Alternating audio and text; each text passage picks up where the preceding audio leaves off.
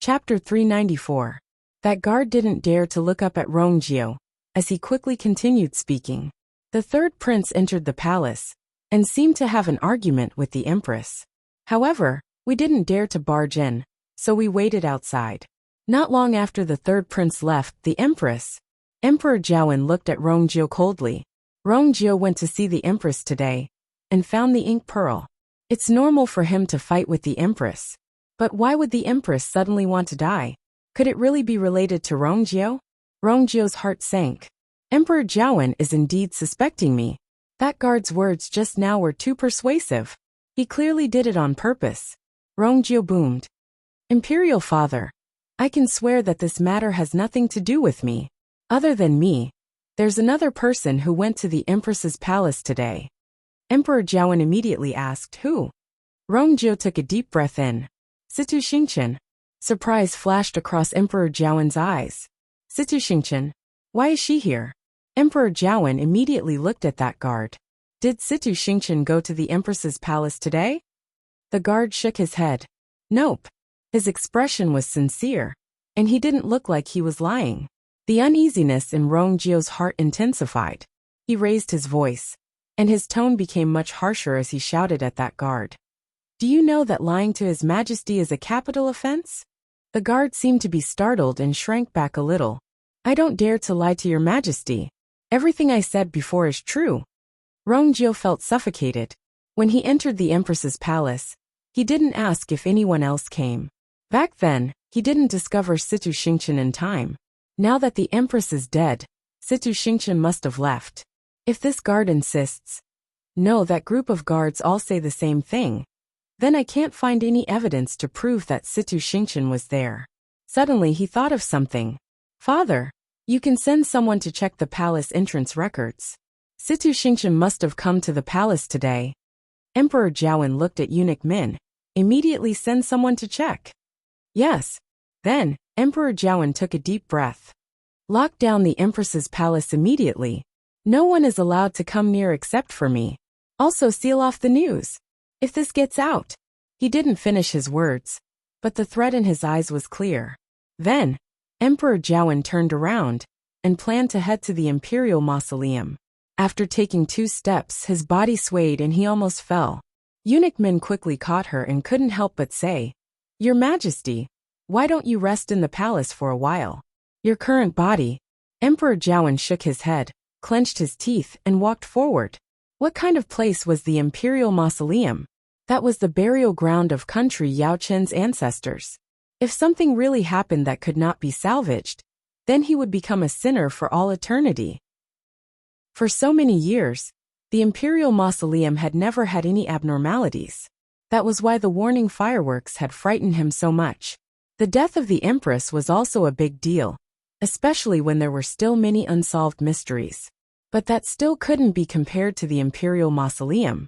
Rongjio took 2 steps forward. Father, why don't I go with you? Emperor Jiawen rejected him, without even turning his head. No need. Go back and stay there. Put down the things in your hands first. When I come back, I'll settle it. Father.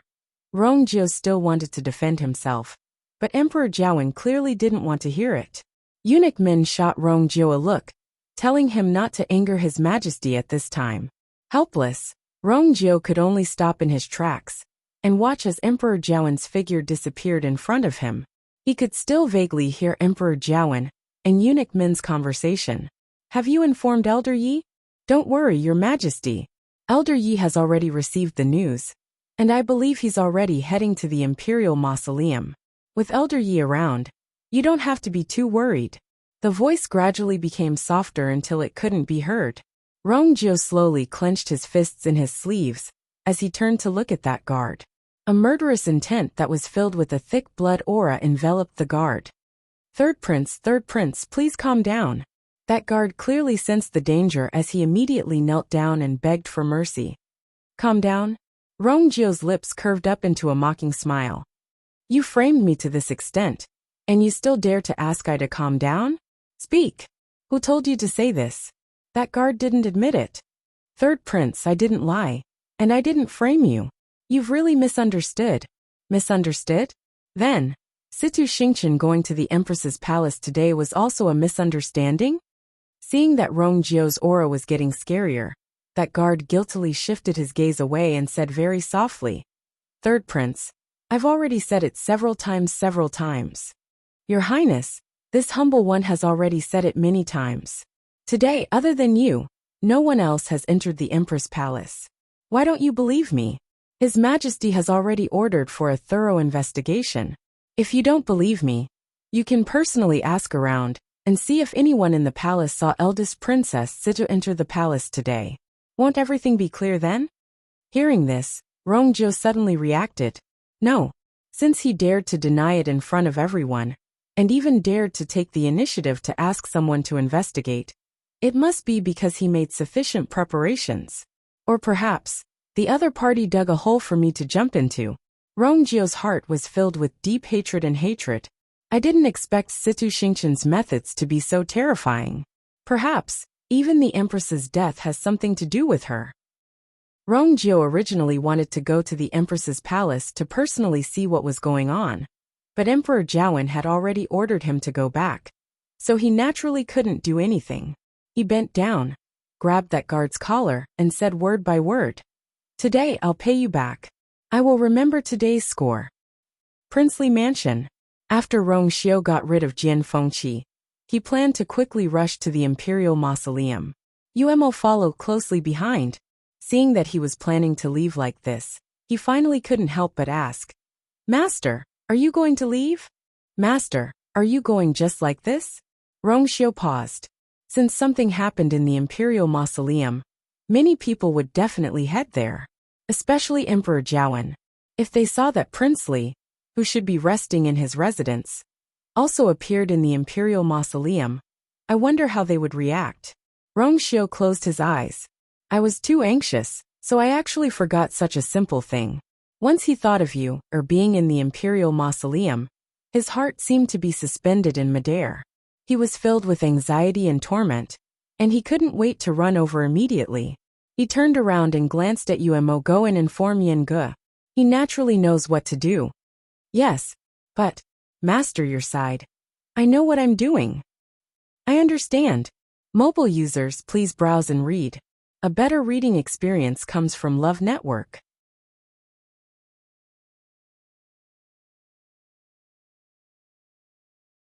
Chapter 395. Along with this loud noise, the ground around the throne actually cracked open. With the throne as the center, the cracks spread out in all directions. Then something gushed out from the cracks. Chu Luiyue looked over and realized that it was actually golden sand. Countless grains of sand that glowed with a faint golden light gushed out from the ground like spring water. However, these grains of sand didn't spread out in all directions. Instead, they gradually accumulated upwards. Chu Luiyue realized that those weren't real grains of sand, but crystal fragments. Those tiny crystal fragments gradually gathered together and formed a strange pentagonal crystal that was the size of a fingernail. And these pentagonal crystals were connected to each other and accumulated layer by layer. The thin crystals weren't all tightly connected. On the contrary, most of them were spaced apart, as if they were formed according to some strange law. Soon, a golden fence-like crystal wall appeared in front of Chu Luiyue. Not only this one, the same scene was playing out in the cracks at the side. Chu Luiyue knew that she couldn't continue to sit and wait for death. Otherwise, when the golden crystal wall accumulated, it would be several times more difficult for her to get out. She immediately stood up, intending to leave the throne. However, the moment she stood up, all the movements around her suddenly stopped. It was as if someone had pressed the button to stop time, stopping everything. Chu Luiyue paused and her expression turned serious. Then she cautiously took a step forward. Buzz! A faint buzzing sound was suddenly heard. The void in front of her suddenly rippled. Streaks of golden lines spread out like water ripples, before disappearing completely. However, Chu Luiyue was greatly shocked. There was actually an additional barrier here. Moreover, from the probing just now, this barrier was absolutely not something that she could break through at her current level. She looked to the side and tried twice. Sure enough, the entire throne was shrouded in a sealed enchantment. Chu Luiyue sat back on the throne. Everything around her immediately returned to normal. The sound of fine sand flowing could be heard. The bright golden light illuminated the entire space, as if it was 100 suns. However, Chu Liyue's heart gradually sank to the bottom. Looking around, the walls made of thin golden crystals were already taller than a person. Overall, it looked like a zigzagging maze. And she was trapped in the middle of this maze. Bang! Tuanzi suddenly jumped out and rushed straight to the bounded domain. With a muffled sound, Dumpling was bounced back. Chu Liyue caught it with her sharp eyes. Dumpling rubbed her head. It hurts. Dumpling, are you all right? Chu Liyue asked worriedly. Tuanzi didn't give up. She got up and flew towards the boundary again. At the same time, she opened her mouth and fiercely. Crack! The corner of Chu Liyue's eyes twitched. This sound. Why does it sound a little wrong? Seeing that Dumpling seemed to be stuck to the barrier and didn't move at all, Chu Liyue couldn't help but shout. Dumpling! Dumpling still didn't react. But Chu Liyue saw that its tail trembled slightly. She became more and more worried. She reached out and grabbed Dumpling. Dumpling immediately covered its face with its claws. Chu Liyue pushed its claws away. What's wrong, you? Her voice stopped abruptly. The human and the beast looked at each other. In order to alleviate the awkwardness, Dumpling bared its teeth and smiled. Looking at Dumpling's little white teeth that were dyed red, Chu Liyue was silent for a moment. Did you break your teeth? Dumpling hurriedly covered its mouth and shook its head desperately. No. It was just that I bit too hard. My teeth were a little loose and I bled a little. Chu Liyue was speechless. She sighed helplessly and patted Dumpling's head gently. Then, she looked at the faint golden barrier in front of her. She knew how powerful Dumpling's teeth were. But now, even Dumpling couldn't do anything about this barrier. With her current strength, how could she get out? Chu Liyue frowned and pondered for a long time. She subconsciously leaned back. Her back suddenly felt a little uncomfortable. Oh right, she almost forgot that there were words on the back of the backrest. Wait. Chu Liyue's eyes suddenly lit up. What was written on it just now? East of the weak water metal, heaven and earth were chaotic, and the 5 elements were born. Metal, wood, water, fire, earth. Could it be that this metal referred to the 5 elements? The 5 elements reinforced and restrained each other. Among them, fire could restrain metal. She placed Dumpling on her shoulder and took out the heavenly square cauldron again. The transparent karmic fire burned quietly inside. Then, Chu Liyue held her breath and focused all her attention and energy on the heavenly square cauldron. The fire moved according to his heart. With a hong sound, the transparent karmic fire instantly rose up. It pounced toward the barrier. Whoosh! The two met and let out an ear-piercing sound. That faintly golden barrier actually started to burn. While Chu Liyue was dealing with all kinds of situations in the Imperial Mausoleum, it was peaceful outside Golden Inheritance Peak. Zhongqi and the rest stood at the top of the mountain and stared at the slowly rotating circular plate with gloomy expressions. Ever since the two of them disappeared, there were no more movements. They couldn't enter the Imperial Mausoleum from this circular plate and could only watch it rotate from the side. There was nothing they could do. No one knew what the situation in the Imperial Mausoleum was like. The quieter it was, the more uneasy they felt. Suddenly, the sound of something cutting through the air was heard. Zhongqi immediately looked up. When he saw who it was, he immediately went forward happily. Old man Yi. It was Yi Zhiding. He was originally repairing Jiuyou Tower in the academy when he suddenly saw the warning fireworks. He knew that something had happened in the Imperial Mausoleum, so he rushed over. Yi Zhiding was about to speak when he saw the circular plate slowly rotating at the top of the mountain. He couldn't help but be shocked. The Imperial Mausoleum has been activated? Zhongqi's lips moved, and he lowered his head. Old man Yi, please forgive us. It's all because of our incompetence. That's why those two people took advantage of the loophole. Yi Zhiding's expression was solemn. 2 people. Have you confirmed their identities? Zhongqi looked ashamed. We couldn't. They moved too quickly. By the time we discovered them, they were already at the top of the mountain and had directly activated the Imperial Mausoleum. We didn't have time. Yi Zhiding was even more confused. How is this possible? Golden Inheritance Peak's barrier can't be opened without the key. How did they enter silently? Zhongqi and the rest fell silent. Yi Jiding suddenly paused. Could it be that those two people have the key to Golden Inheritance Peak's barrier? But there's only one key, and it's always been in His Majesty's hands. Someone stole His Majesty's key. Digression. The chapter number is wrong.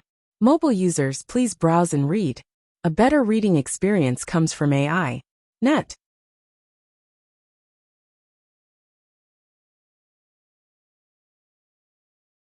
Chapter 396. In the palace, Rongjio strode quickly towards the imperial study. Along the way, the palace servants greeted him respectfully. Now that the crown prince and the empress were under house arrest, His Majesty had delegated many tasks to His Royal Highness. Everyone could see that the situation in the capital was about to change. However, when they saw Rongjio's tense expression, they did not dare to say anything.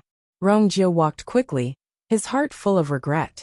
Despite all his calculations, he did not notice that Situ Xingqian was also in the Empress's palace at that time. If he had been more careful at that time, he would definitely have noticed that something was wrong. Or, if he had taken a step forward and pulled open the screen, he would have found Situ Xingqian. However, he did not. Things had been progressing too smoothly in the past few days, so much so that he had forgotten about the existence of this person. At first, he did not pay much attention to it, but now that he thought about it, he felt that there was a mystery everywhere. Situ Xingqian and Rong Jin were engaged, and even after Rong Jin's accident, he did not ask to cancel the engagement. If this was not a conspiracy, then what was it? Situ Xingqian must know something, and that was why he was willing to help the Empress and Rong Jin. Before this, he had not thought of investigating Situ Xingqian. Before he reached the imperial study, Rongjio suddenly heard a sudden rush of footsteps in front of him. He looked up and saw Emperor Jiawen walking at the front. Emperor Jiawen's expression was gloomy and fierce, like he had never seen before. With a strong murderous aura, Rongjio was shocked. What had happened this time? Greetings, father. Rongjio quickly stepped forward and bowed. When Emperor Jiawen saw Rongjio, he frowned. Why are you still in the palace? At this time, Rongjio should have already left the palace. Rongjio immediately said, Father, I have returned because I have something important to tell you immediately. Emperor Jiawen did not stop, and continued to walk forward. Whatever it is, wait for me to come back. As he spoke, he had already passed by Rongjio. Rongjio was stunned. What was going on? Father, I really have an urgent matter. Oh, Your Highness, please wait for a while.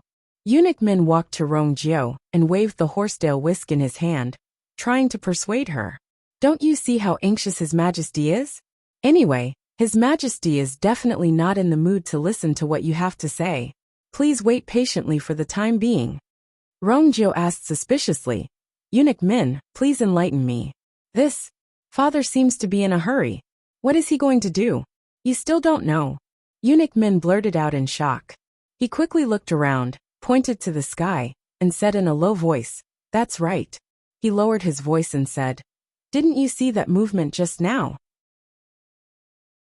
Rongjio was stunned for a moment, and then understood. That news came from the mausoleum. How could His Majesty not be anxious? Eunuch Min slapped his thigh. This old servant has to leave quickly. Your Third Highness, you should do as you see fit.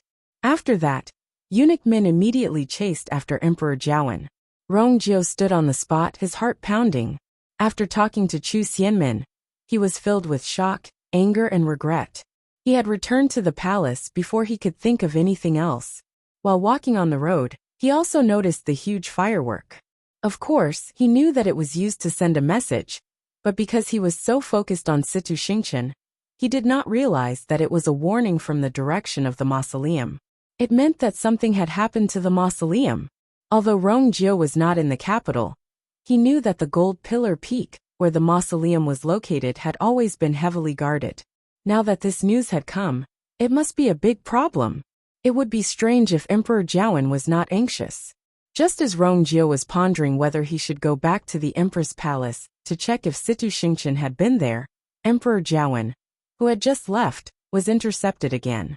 This time the person who came was an armored guard. He had rushed all the way here, and his expression was one of panic.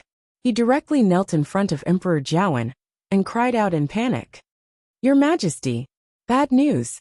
Emperor Jiawen felt as if his head had been hit by a heavy hammer. His head was hurting. Bad news. Something had happened to the mausoleum. What could be worse than this? Speak. Zenith Emperor was forced to stand still and shouted in a deep voice. The guard knelt on the ground, his body shivering. "Your Majesty, the Empress is dead." Suddenly, there was a dead silence. Emperor Jiawen's expression suddenly froze. Rongjio heard the voice and looked up. He saw that the guard was indeed the one in charge of guarding the Empress palace. Did he just say, the Empress was dead? An ominous premonition surged in Rongjio's heart. He strode quickly to the side of the guard. "What did you just say? Say it again." The guard was startled by his sudden question. He shrank back a little before replying in a trembling voice. "I'm sorry, but I'm sorry. The Empress killed herself." Useless. Emperor Jiawen finally reacted and viciously kicked the guard in the chest. "Didn't I say that no matter what, we must keep an eye on the Empress?" The Empress deserved to die 1,000 times for what she had done. However, there were still many things that he had not clarified. She had suddenly died. What should he do next? What the hell did you do?" The guard endured the pain and said in a trembling voice. "Your Majesty, we've been standing guard outside, and we'll go in every hour to check it out." But, the Empress actually hit her head against the wall. When we heard the noise, the Empress was already. They were actually very wronged. The Empress had been in the same state for the past few days. Even though she had suffered a lot of pain, she still endured it. Who would have thought that she would suddenly change her mind? She had steeled her heart. That collision was especially hard. Her face and head were covered in blood, and her skull was almost cracked open. How could they have predicted this? Emperor Jiawen was already anxious because of what happened to the mausoleum. Now that he heard the news, he felt the blood in his chest churning. Then he spat out a mouthful of blood. "Your Majesty!" Eunuch Min and Rongjio immediately cried out. Eunuch Min was standing beside Emperor Jiawen. He quickly held his father's swaying body. Eunuch Min, who was standing next to Emperor Jiawen, quickly supported his tottering body. "You must take care of yourself. You must take care of your dragon body." Emperor Jiawen's face looked even paler with the blood at the corner of his lips. He stared at the guard and asked, enunciating each word clearly and clearly, "Who went to the Empress's palace today?" He was sure that the Empress did not commit suicide all of a sudden. There must be a deeper reason behind it. A thought flashed across Rongjio's mind. Could it be Situ Xingqian? The guard's voice trembled. Your Majesty, today, only the third prince went to the Empress's palace." Rongjio was shocked. She turned to look at the guard. Mobile users, please browse and read. For a better reading experience, please visit IAI.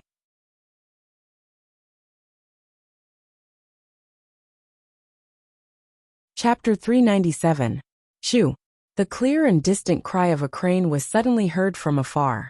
Elder Yi and the rest turned around and saw a white crane with a black neck and red head flying toward them. It was a 5th-grade fiend, a black-necked red-crowned crane. This was a fiend reared by country Yao Chen's royal family. Emperor Jiawen was sitting on its back. Under normal circumstances, the royal family rarely summoned the black-necked red-crowned crane. However, something happened in the imperial mausoleum, so Emperor Jiawen couldn't care less. This allowed him to rush over quickly, and he was only slightly slower than Elder Yi.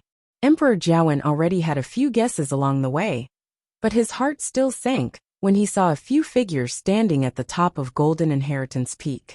Other than him, no one else had the right to come up to the top of Golden Inheritance Peak. However, so many people were gathered here, and things were clearly worse than expected. "Greetings, Your Majesty." Elder Zhongqi and the rest bowed anxiously. Elder Yi was of high status, so he naturally didn't have to do this. Hence, the moment the black-necked red-crowned crane landed, Elder Yi immediately went forward and asked, "Is there any problem?" "Your Majesty, was the key to Golden Inheritance Peak's barrier stolen by someone?" Emperor Jiawen jumped down from the black-necked red-crowned crane's back and was shocked. No, I've been keeping it well, and it's with me now. Elder Yi and the rest looked at each other. Your Majesty, are you sure? Asked Elder Yi again. Emperor Jiawen raised his hand, and a strange pattern appeared on his palm. That key is indeed still with Emperor Jiawen. What exactly happened? Elder Yi, why do you ask? Emperor Jiawen was also confused. Elder Yi said solemnly. 2 secret doors were opened. 2 people secretly opened the barrier of Golden Inheritance Peak and opened the Imperial Mausoleum. They have already entered. The entire process was very secretive, and Zhongqi and the rest only realized that something was amiss when they reached the peak. Hence, we suspect that they stole His Majesty's key. However, that doesn't seem to be the case now. There was too much information in this sentence, and Emperor Jiawen was dazed as his voice trembled. What? The Imperial Mausoleum has been opened. Before he could finish his sentence, he glanced from the corner of his eye and finally saw the slowly spinning circular plate not far away. Just now, he had rushed over in a hurry and didn't see it. Emperor Jiawen's chest seemed to be blocked by something, and he felt so stifled that he couldn't breathe. Country Yao Chen's Imperial Mausoleum had existed for thousands of years, and would only open when the previous emperor passed away. But now it had been opened all of a sudden. Who is it? Emperor Jiawen's face turned green, and the veins on his forehead bulged. Elder Zhongqi and the others immediately knelt down. Your Majesty, please calm down. We didn't see the appearance of those 2 people. Your subordinates are incompetent. Please punish us, Your Majesty. Emperor Jiawen took a deep breath in and suppressed the anger in his heart with much difficulty. Since it had already happened, what was the point of punishing him now? Go and find him immediately. We must find these 2 people. Elder Zhongqi and the others broke out in cold sweat. Mr. Yi sighed and helped to explain. Your Majesty, the Imperial Mausoleum has been opened. Ordinary people are unable to enter. I'm afraid you'll have to do it yourself before we can enter. Emperor Jiawen rubbed his glabella. I forgot about this. Wait, if that's the case, how did those 2 people enter? The crowd fell silent. They can even open Golden Inheritance Peak's barrier. What else can't they do? The other party clearly came prepared. Emperor Jiawen also thought of this and couldn't help but feel even more frustrated. He had always sent soldiers to guard Golden Inheritance Peak, but he didn't expect someone to find a loophole so easily. This is like slapping my face harshly. He walked to the circular plate and tightly knitted his brows. Other than when the previous emperor was buried, he had never seen this circular plate move. I didn't expect this to happen. Emperor Jiawen took a deep breath in and slowly raised his hand. The strange pattern appeared in his palm again. A silver light suddenly flashed on the circular plate. But very quickly, the light suddenly disappeared. Emperor Jiawen's expression changed. I can't open the Imperial Mausoleum anymore. In the forest outside Golden Inheritance Peak, someone was quickly moving forward. It was Situ Xingqian and Rong Jin. Rong Jin looked up and took a deep breath before he said, I'm sorry. Golden Inheritance Peak is in front. Situ Xingqian followed his gaze and looked over. Golden Inheritance Peak was still the most eye-catching one in this undulating mountain range. It was steep and had a majestic aura. Even though they were still a distance away, they could already feel the frightening suppression. She clenched her fists in her sleeves. It turns out that the barrier outside Golden Inheritance Peak is actually this strong. This is going to be troublesome. Just as she was about to continue forward, Rong Jin suddenly called out to her. Xingqian, hold on. Situ Xingqian turned around and saw Rong Jin staring at Golden Inheritance Peak with a stern face. If you continue forward, you'll reach the periphery of Golden Inheritance Peak. You can't go any further. Situ Xingqian didn't understand what he meant, and her eyes were filled with confusion. Rong Jin explained, there's a lot of guards there. There are usually many guards guarding that place. Now that something has happened to the Imperial Mausoleum, they must have sent more people. Perhaps Imperial Father had already arrived. Under such circumstances, you'll definitely be discovered if you go. For your safety, just wait for me here. Situ Xingqian was stunned by his words. I tried my best to help Rongjin escape from Crown Prince Mansion, and covered him all the way here.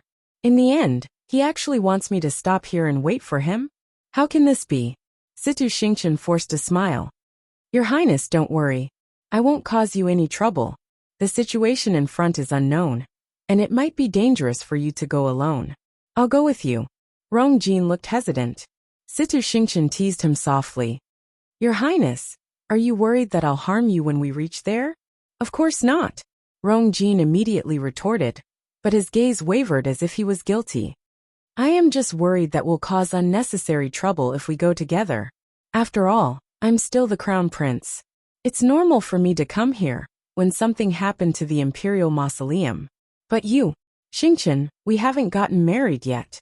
If you're discovered, I'm afraid it won't be good. Situ Xingchen sneered in her heart.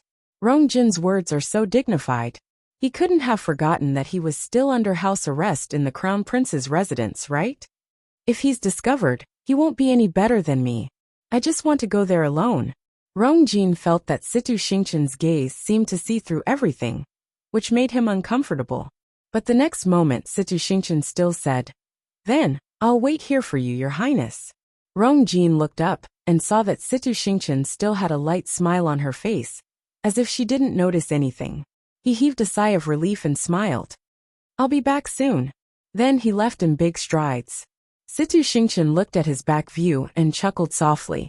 Does he want to burn the bridge after crossing it, and take everything for himself? How can there be such a good thing? Mobile users, please browse and read. A better reading experience comes from Love Network.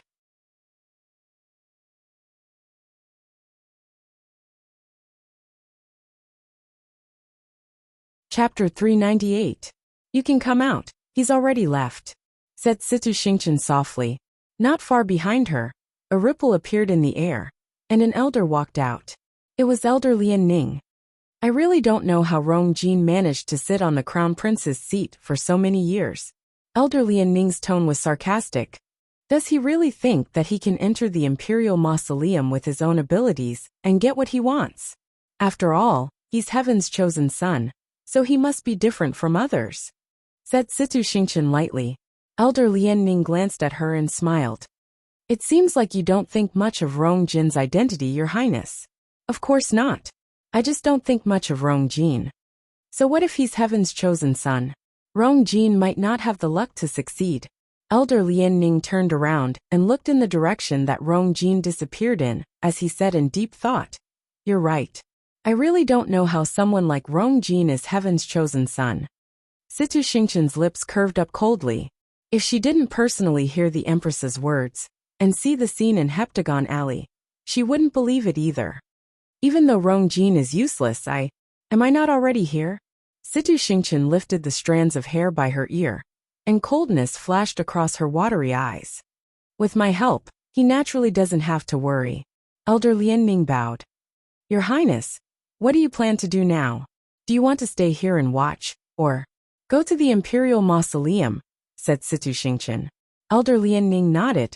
Elder Lian Ning understood his intention and waved his sleeves, causing a white mist to appear and encapsulate the figures of the two cultivators.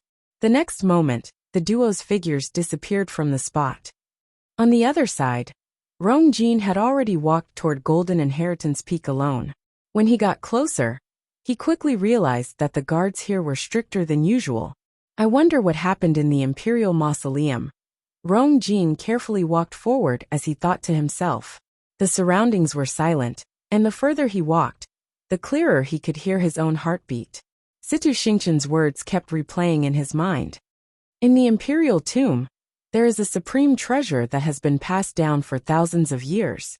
It was said that the treasure was accidentally obtained by the ancestor of country, Yao Chun, back then. However, because he was unable to completely unravel the secret of the treasure, no one else knew that he had such a treasure in his possession. In the end, he brought it into the Imperial Mausoleum. Only the Emperor of country, Yao Chun, has the right to know about this matter. Her Majesty the Empress didn't know about it at first. It was only until a certain year, when a miracle appeared on the Golden Inheritance Peak's heavenly worship ceremony, did she learn of this matter.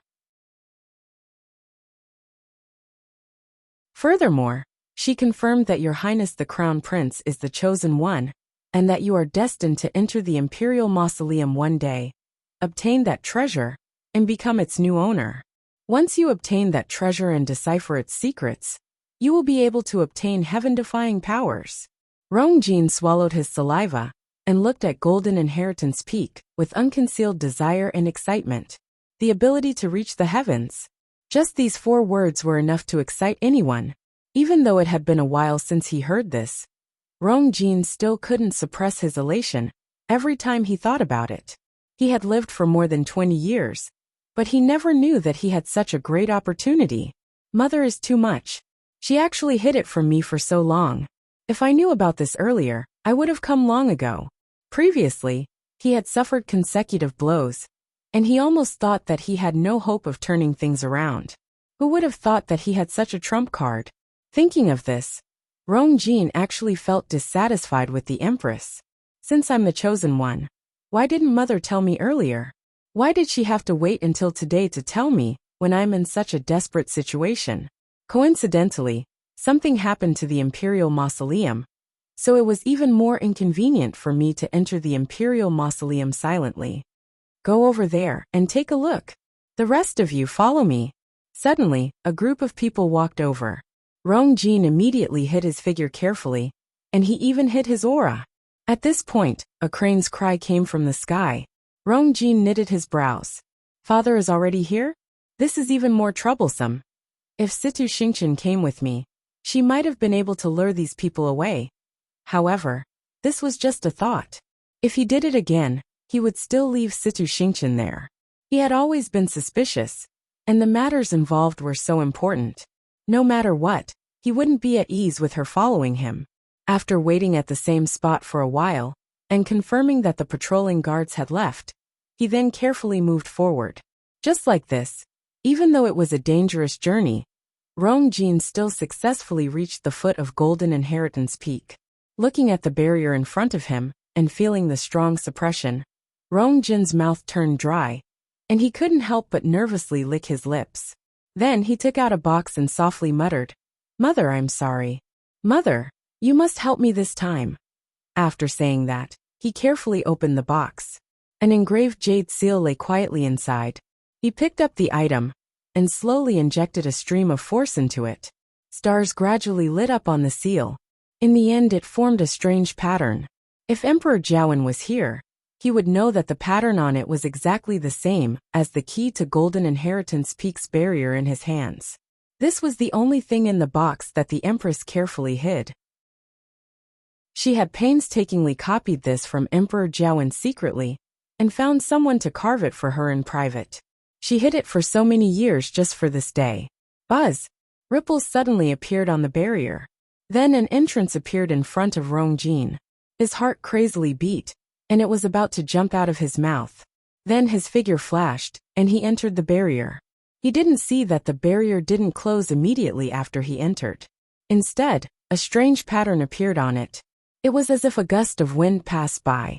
After a while, a faint light appeared on the barrier, and it finally closed again. Everything returned to normal. At this point, a group of people happened to pass by. Seeing that the barrier was perfectly fine, they didn't stop and continued forward. In the Imperial Mausoleum, Chu Luo sat on the throne. The golden walls in all directions had been stacked up high. Finally, they stopped when they were about to touch the river. The entire space seemed to have frozen, and only the barrier around Chu Luo was crazily burning. Chu Luo estimated that 15 minutes had passed, but the barrier was too strong, so the progress was very slow. After some time, a crack finally appeared on the barrier in front of her. Gotcha! The barrier broke. Mobile users, please browse and read. A better reading experience comes from Love Network.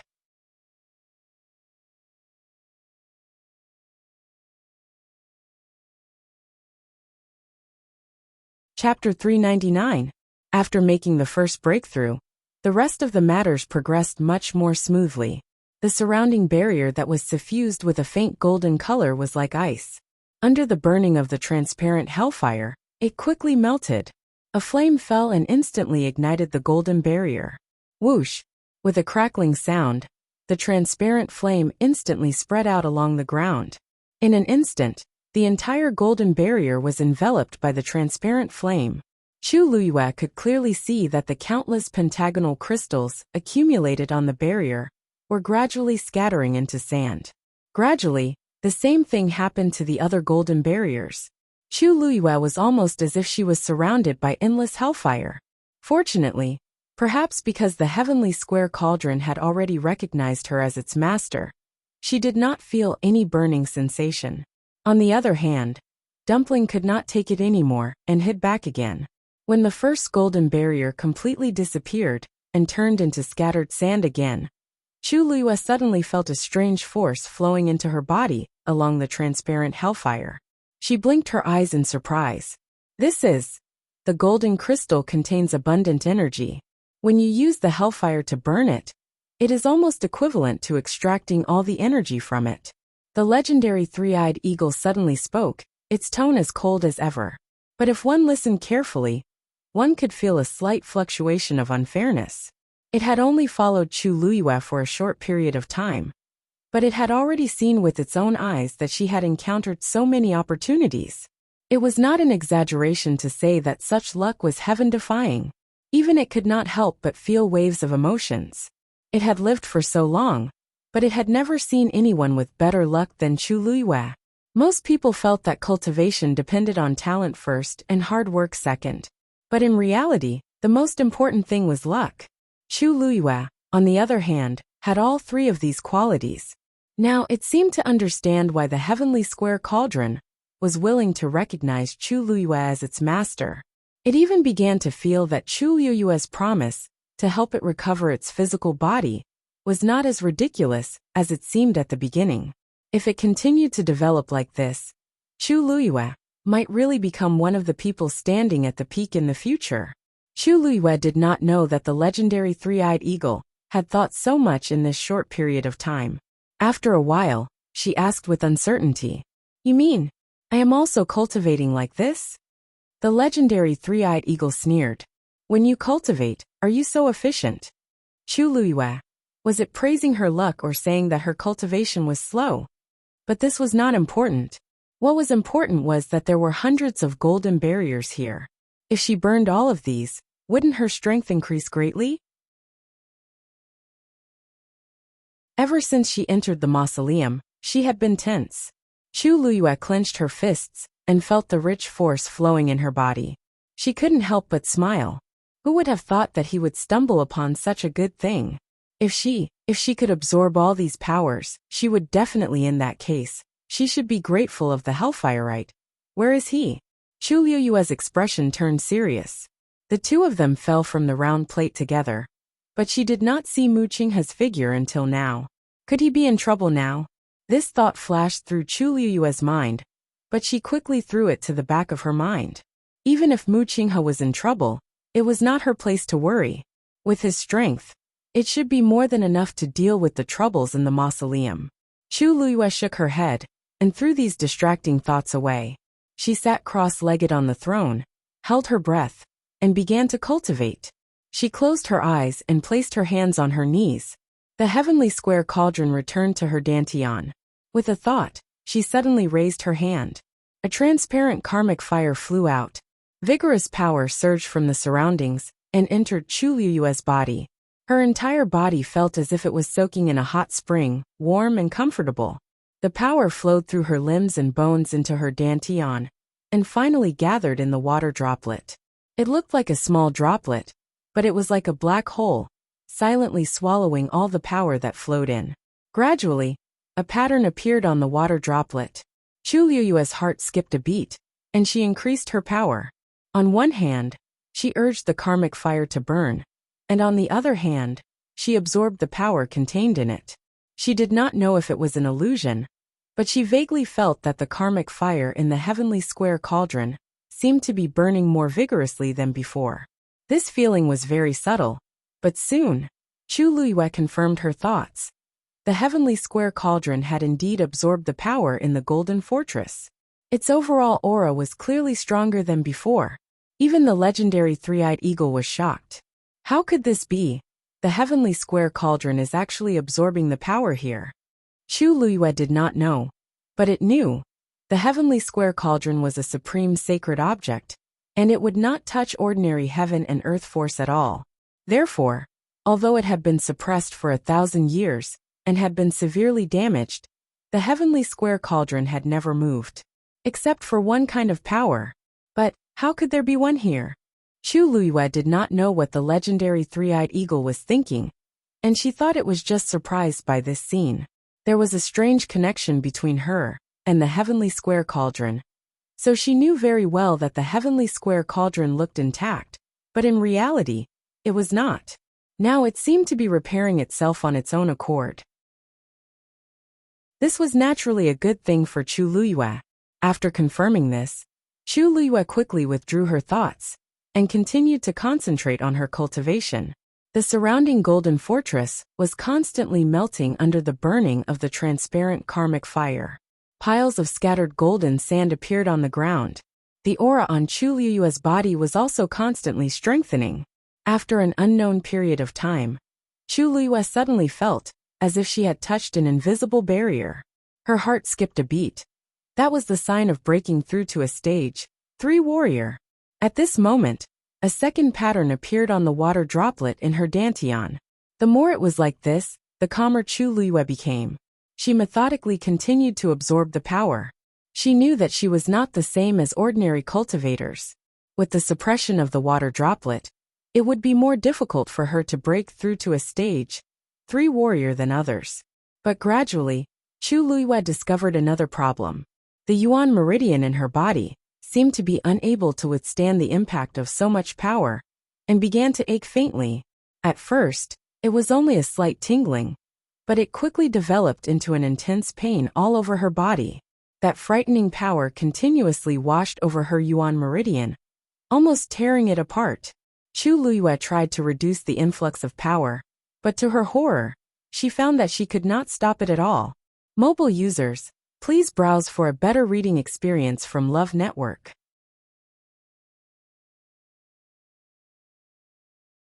Chapter 400. She tried again, but it was to no avail. It was as if a huge sluice gate had been opened, and the flood was pouring down. It was not that easy to close the sluice gate again. That terrifying power was still washing Chu Luyue's yuan meridian. Following this process, the pain all over her body became more and more intense. Chu Luyue clenched her teeth, and a trace of blood slowly seeped out from the corner of her mouth. She finally felt a little worried. If this continued, her yuan meridian would not be able to withstand it. It would be injured at best, and destroyed at worst. Chu Luyue did not want her yuan meridian to be damaged again. Legendary three-eyed eagle, do you have any ideas? In a moment of desperation, Chu Luyue did not care about anything else. The legendary three-eyed eagle also realized that something was wrong, but when it heard Chu Luyue's words, its reply was even colder. You are the owner of the heavenly square cauldron. If even you can't control it, how can I? It was trapped inside. Although it did not want to admit it, in this aspect, it was indeed incomparable to Chu Luyue. Chu Luyue's heart slowly sank. Was she really going to sit here and wait for death? The heavenly square cauldron is not the only thing you can't control, right? The legendary three-eyed eagle's words immediately woke Chu Luyue up. She carefully sensed it, and shockingly realized that she could not stop the process. On one hand, it was because of the heavenly square cauldron. On the other hand, it was because of the water droplet in her body. Whether it was the heavenly square cauldron or the water droplet, they both seemed to desire the power of the golden fortress. Hence, they were constantly absorbing it. She wanted to stop, but she was being attacked from both inside and outside. Chu Luyue clenched her fists, and her body tensed up.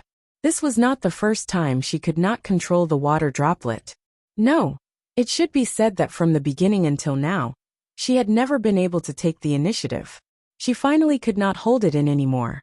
She clenched her teeth and shouted at the water droplet in her heart. Hey, you should at least consider my life. Although she wanted to break through, she did not want her body to explode and die. The two lines on the water droplet swayed slightly. For some reason, Chu Luyue actually felt a trace of disdain. In the next moment, A tiny water droplet flew out from it. With a bang, it transformed into a myriad of splashes and flew towards Chu Liyue's limbs and bones. Chu Liyue suddenly felt that this scene was somewhat familiar. Wait a minute. Didn't she experience the same thing when she repaired her Yuan meridian? At that time, it was because of this extra step that she was able to obtain the Daijing Yuan meridian. Chu Liyue's heartbeat suddenly quickened. Immediately after, she could clearly feel those tiny water droplets fusing into Chu Liyue's Yuan meridian.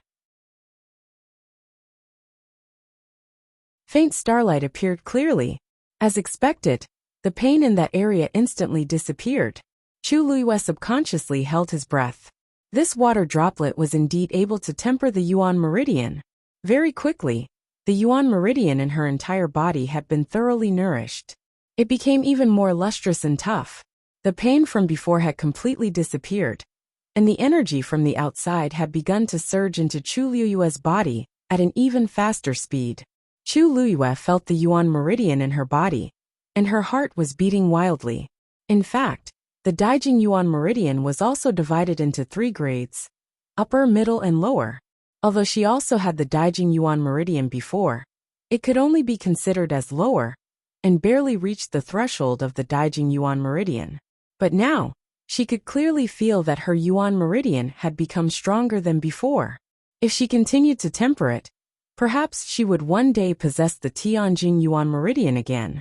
Suddenly, Chu Liyue had an idea. She controlled the force that had just surged in and struck towards her dantian. Crack! A soft sound rang in her mind. On the round and clear water droplet, the 3rd line slowly appeared. Rank 3 warrior. Digression, there will be a small supper later. Mobile users, please browse and read. A better reading experience comes from Love Network. Chapter 401. When the 3rd line appeared, Chu Liyue suddenly felt her entire body's Yuan meridian brighten up. She had really broken through to the medium level of the Daijing Yuan meridian. Everything happened too quickly. Chu Liyue did not even have time to react. She only felt her body fill with power. Something was surging in her chest, causing her to unconsciously look up to the sky and roar. A ferocious and crazy power spread out from her body. Boom! Boom! Boom! Beams of energy surged in all directions. The transparent karmic fire exploded one after another, instantly destroying the remaining golden barrier. Golden sand flew. There was a sudden movement above her head. Chu Liyue looked up and saw the floating river above her head suddenly flow faster. Gradually, a vortex actually appeared in the centermost position. Chu Liyue suddenly had a premonition. The next moment, her body flew up uncontrollably.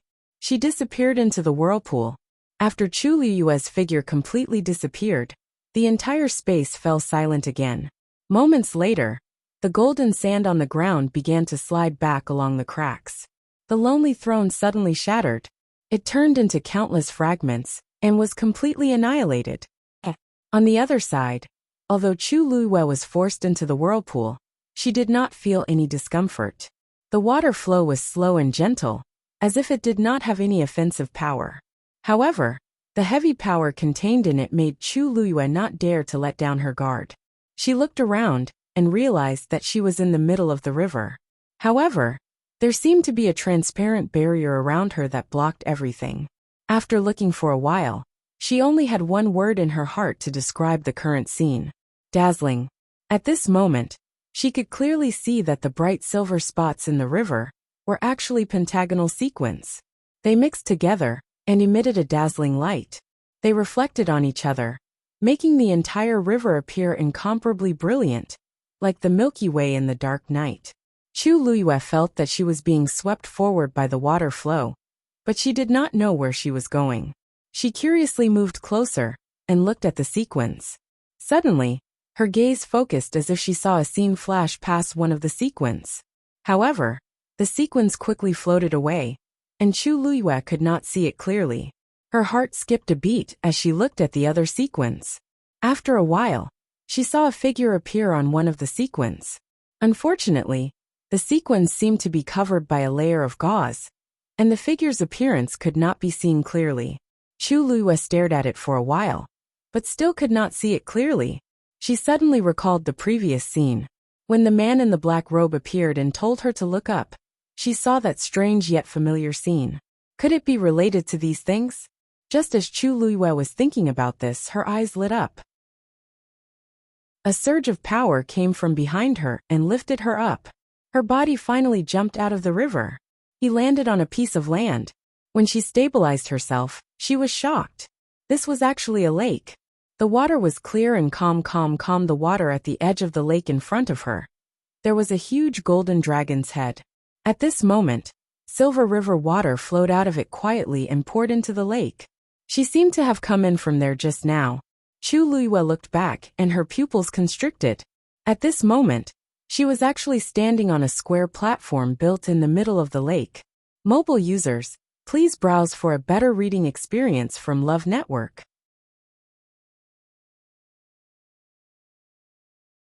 Chapter 402.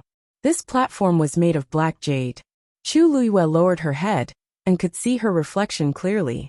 In the middle, there was a small pyramid-shaped silver crystal floating. Chu Luiyue stared at it. She could feel that the inexplicable calling from before was coming from this silver pyramid. At this moment, she was only dozens of steps away from the silver pyramid. Chu Luiyue took a deep breath and walked forward. Her footsteps echoed in the entire space. Chu Luiyue could even hear the sound of water flowing slowly into the lake behind her. No, not just behind her. There were also other directions. Chu Luiyue suddenly realized something and turned her head to look around. As expected, other than the golden dragon head, there were similar existences in the other three directions. On the left was a red dragon head, and on the right was a green one. Beyond the silver pyramid floating in front of her was a brownish-yellow dragon head. Chu Luiyue suddenly understood something. Everything here was indeed arranged according to the 5 elements. Metal, wood, fire, and earth had all gathered here. And the remaining water was undoubtedly the endless stream of water that was pouring in. The 5 elements were complete, and they reinforced and restrained each other, forming a perfect sealed space. Chu Luiyue frowned slightly. If she had fallen to the gold position just now, then where was Mu Qinghe? She looked around carefully again, but did not find Mu Qinghe. Strange, based on Mu Qinghe's strength, there should be no problem for her to deal with these situations. He should have arrived here before her. Chu Luiyue thought for a moment, then put this thought aside, and continued walking forward. When she was only 3 steps away from the silver pyramid, she finally felt a strong pressure. She immediately stopped, her eyes still fixed on the floating pyramid in front of her. It was only the size of a palm, but Chu Luiyue had an inexplicable feeling when she looked at it. It seemed like it could contain everything. She did not know where this feeling came from, but it became stronger and stronger. Suddenly, Chu Luiyue's eyes narrowed. On one side of the silver pyramid, she actually saw a familiar figure. It was Mu Qinghe. At this moment, he was standing in a strange space, surrounded by intertwining green vines. Chu Luiyue suddenly realized something. Mu Qinghe had entered the wood position. He stood in the middle, holding a long sword in his right hand. Countless broken branches and leaves were scattered around his feet. It seemed that he had just experienced a difficult battle. His body was stained with blood, and he looked quite miserable. With his head lowered, Chu Luiyue couldn't see his face clearly, let alone his expression. However, his body was trembling slightly. Although it was very small, Chu Luiyue, who was most familiar with him, could easily detect it. Chu Luiyue frowned. What's wrong with him? Mu Qinghe had always been decisive. Even in the face of death, he would not feel the slightest bit of fear. When he appeared like this, it usually meant that he was close to collapse. But this was just a strange space. It might not even be a threat to his life. Why was he like this? Your Highness, Mu Qinghe muttered and spat out 2 vague syllables. Chu Luiyue finally recognized what he was saying, but the doubts in her heart deepened. Your Highness, who is Mu Qinghe calling? With his status, there weren't many people who could be called by him in this way. Jiang Yuqing or Shengguan Wan. Chu Luiyue held her breath, wanting to listen more carefully. However, Mu Qinghe did not speak again, but suddenly raised the hand holding the sword. Chu Luiyue suddenly sucked in a breath of cold air. She widened her eyes in horror. she saw that Mu Qinghe's wrist had been pierced by a green vine that was as thick as a thumb. The green vine was tightly wrapped around his wrist, spreading all the way to his shoulder. Chu Luyue could even see that his palm had become red and swollen because of the lack of blood. Fresh blood gushed out from the wound on his wrist, but it was quickly absorbed by the green vine. A tender green leaf quickly turned yellow and fell to the ground. Then a second leaf, a third leaf. Chu Luyue was slightly shocked. Is there something wrong with Mu Qinghe's blood? Why did these green vines wither so quickly? Before she could figure it out, something even more surprising happened. At the place where the withered leaf had fallen, a small piece of green and yellow leaf grew out again, and the green vine seemed to be wrapped even tighter. Only then did Chu Luyue know that the broken branches and withered leaves on the ground came from this. An intense pain came from his right arm, almost causing Mu Qinghe's mind to go blank. But in reality, the thing that caused him the most pain was not the green vine that was chasing after him. He used the last of his strength, waved the long sword in his hand, and slashed it forward. Crash! The ferocious sword aura caused all the withered branches and withered leaves on the ground to fly up. It even completely split the green vine on the wall in front of him from the middle. But the green vine was spreading very quickly. After it broke, it immediately wrapped around again, and even grew new branches and leaves. The lush branches and leaves swayed with the wind, as if nothing had happened. But on Mu Qinghe's side, because he had forcefully waved the sword, it caused the wound on his wrist to be torn open again. Suddenly, Mu Qinghe let out a roar filled with despair and grief. Ah! Chu Luyue's heart skipped a beat when she saw this. What was Mu Qinghe doing? Was he trying to break out of the green vine? But if that was the case, why did his emotions become like this? It was as if there was something buried in his heart for too long. Plop! Mu Qinghe's voice gradually became softer, and finally, he knelt on the ground. And the sword in his hand also fell to the ground powerlessly. The space fell into a terrifying silence. The green vines around them were full of vitality. But Mu Qinghe, who was in the center, was shrouded in a strong aura of loneliness and madness. Chu Luyue had never seen him like this. After a while, Mu Qinghe finally raised his face. Chu Luyue covered her mouth. Mu Qinghe's face was actually full of tears. Despair, loneliness, anger, sadness, regret. Chu Luyue did not know how to describe Mu Qinghe at this moment. He was like a trapped beast in a desperate situation. He had followed her around for so many years, but she had never seen him cry. It was as if a giant hammer had smashed heavily into Chu Luyue's heart. Perhaps it was because of the silver pyramid, but Chu Luyue could clearly see his face, and even his eyes. For a moment, Chu Luyue almost thought that Mu Qinghe was looking at her. Your Highness! Blood flowed from the corner of his mouth as he muttered softly with undisguised nostalgia and dependence. Chu Luyue's heart skipped a beat. He was actually calling her. Mobile users, please browse for a better reading experience from Love Network. Chapter 403. Chu Luyue could not be mistaken. Mu Qinghe was definitely calling her. In an instant, Chu Luyue's heart was filled with complicated emotions. Surprise, relief, doubt, expectation, apprehension. She did not know how to describe her feelings at this moment, because she had never thought that Mu Qinghe would call her in such a tone. It was just like when she had just brought back that shabbily dressed young man. He did not know anything, and could only beg her in embarrassment. Your Highness, what is this? Your Highness, why? Your Highness, will I really not cause you trouble? Your Highness. Chu Luyue still remembered how he looked when he said those words. At that time, she actually liked to see him embarrassed and distressed. Those people in the palace were all very shrewd. When they treated her, they were always eager to please her, but also cold and indifferent. At that time, she thought that Mu Qinghe was different from others. She always thought that he truly and completely trusted and relied on her. Mu Qinghe also once said that he would be loyal to her forever, and give her everything, not just his life. It was also because of this that Chu Luyue treated him with more patience and tolerance than others. But later, Chu Luyue clenched her fist and unconsciously bit down. The sharp pain made her sober. Chu Luyue shook her head violently, trying to clear those memories.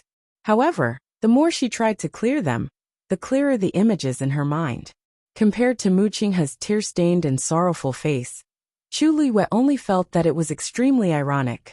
Her lips curved into a self-mocking smile. Mu Qinghe, when you knew that Shang Guanyu died, did you feel as sad as now? Or did you already know what was going to happen? Chu Liyue closed her eyes. When she opened them again, her eyes had regained their calmness. Looking at Mu Qinghe's current appearance, he should have seen something like her, and been greatly agitated. This made Chu Liyue even more curious about his motive for coming here. He definitely didn't come all the way here to be tortured or even repent. Chu Liyue looked at the silver pyramid in front of her. Could it be because of this thing?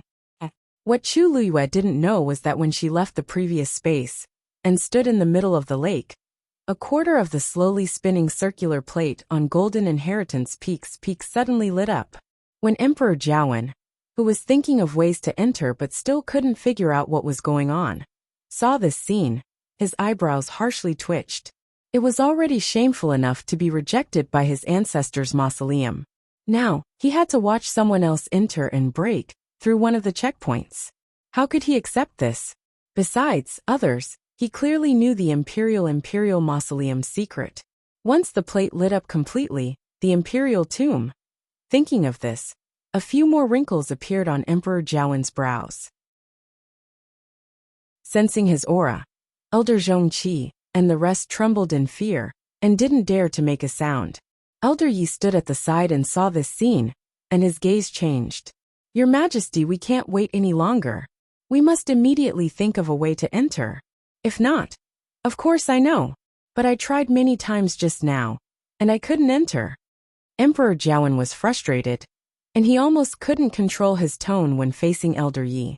Elder Yi knew that he was agitated, so he didn't take it to heart. Instead, he frowned and said, "If we can't enter from here, then what about other places?" Emperor Jiawen was dazed. Suddenly he had an idea. Right. There's a second entrance to the Imperial Mausoleum.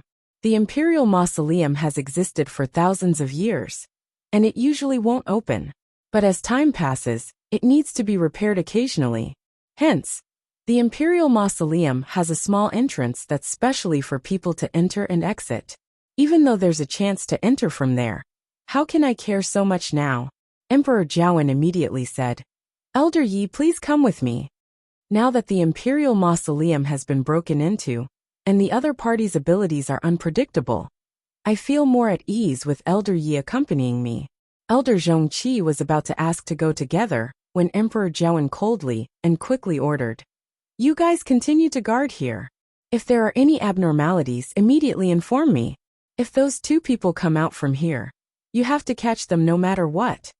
Elder Zhongqi and the rest could only hurriedly agree. Emperor Jiawen jumped onto the black-necked red-crowned crane's back again, and with a thought, they flew to the middle of the mountain. Elder Yi turned around and stared at the circular plate. For some reason he felt slightly uneasy, but then he turned around and followed Emperor Jiawen. The duo's figures quickly disappeared from the top of the mountain. At the same time, Rong Jin had already silently climbed to the middle of the mountain. Emperor Jiawen and the rest were at the top of the mountain, but he didn't dare to walk up the stairs as he was worried that he would expose himself. Hence, he chose to find his way up through the lush forest. Even though it was much slower this way, and he would be scratched by the sharp rocks from time to time, it was still safer. Besides, he didn't plan on going to the top of the mountain. From what he knew, there was a small entrance at the middle of Golden Inheritance Peak. He was prepared to enter from there. The surroundings were silent, and Rong Jin could hear his own breathing and heartbeat. The climb up was very dangerous, and it used up quite a bit of his energy. However, his heart was still filled with excitement and anticipation, and he didn't feel tired at all. As long as I can get the treasure in the Imperial Mausoleum, there's nothing for me to be afraid of. Even Imperial Father would not be able to stop him. Relying on this belief, Rong Jin actually climbed up the steep mountain. When he counted half of the total number of steps, he finally stopped and started to walk horizontally to search for the small entrance. However, He couldn't find it even after searching around the middle of the mountain for half a day. He couldn't even see anything strange. Other than rocks and trees, there was nothing else. Rongjin gradually became anxious. If I can't find it, shoo. Suddenly, a distant cry was heard. Rongjin's heart suddenly rose. He looked up. The black-necked red-crowned crane was flying over. Who else could it be but Imperial Father sitting on its back? Elder Yi was following behind it not far away. Rongjin was very anxious, as he hurriedly found a huge rock, and carefully hid his figure. Then, Emperor Jiawen and Elder Yi landed on a small piece of empty land, not far away from him. Emperor Jiawen sighed. It's here. Elder Yi lightly nodded, but he suddenly noticed something as he looked in Rongjin's direction. At that moment, Rongjin's heart almost stopped beating. He didn't notice a slight ripple covering him. Emperor Jiawen saw that Elder Yi's expression was amiss, and he couldn't help but ask, Elder Yi, why are you here? Elder Yi, what's wrong? Suspicion flashed across Elder Yi's eyes as he shook his head. Nothing. I saw wrongly. Emperor Jiawen nodded in understanding and didn't take it to heart. He looked serious as he raised his hands. Buzz. Mobile users, please browse and read. A better reading experience comes from Love Network.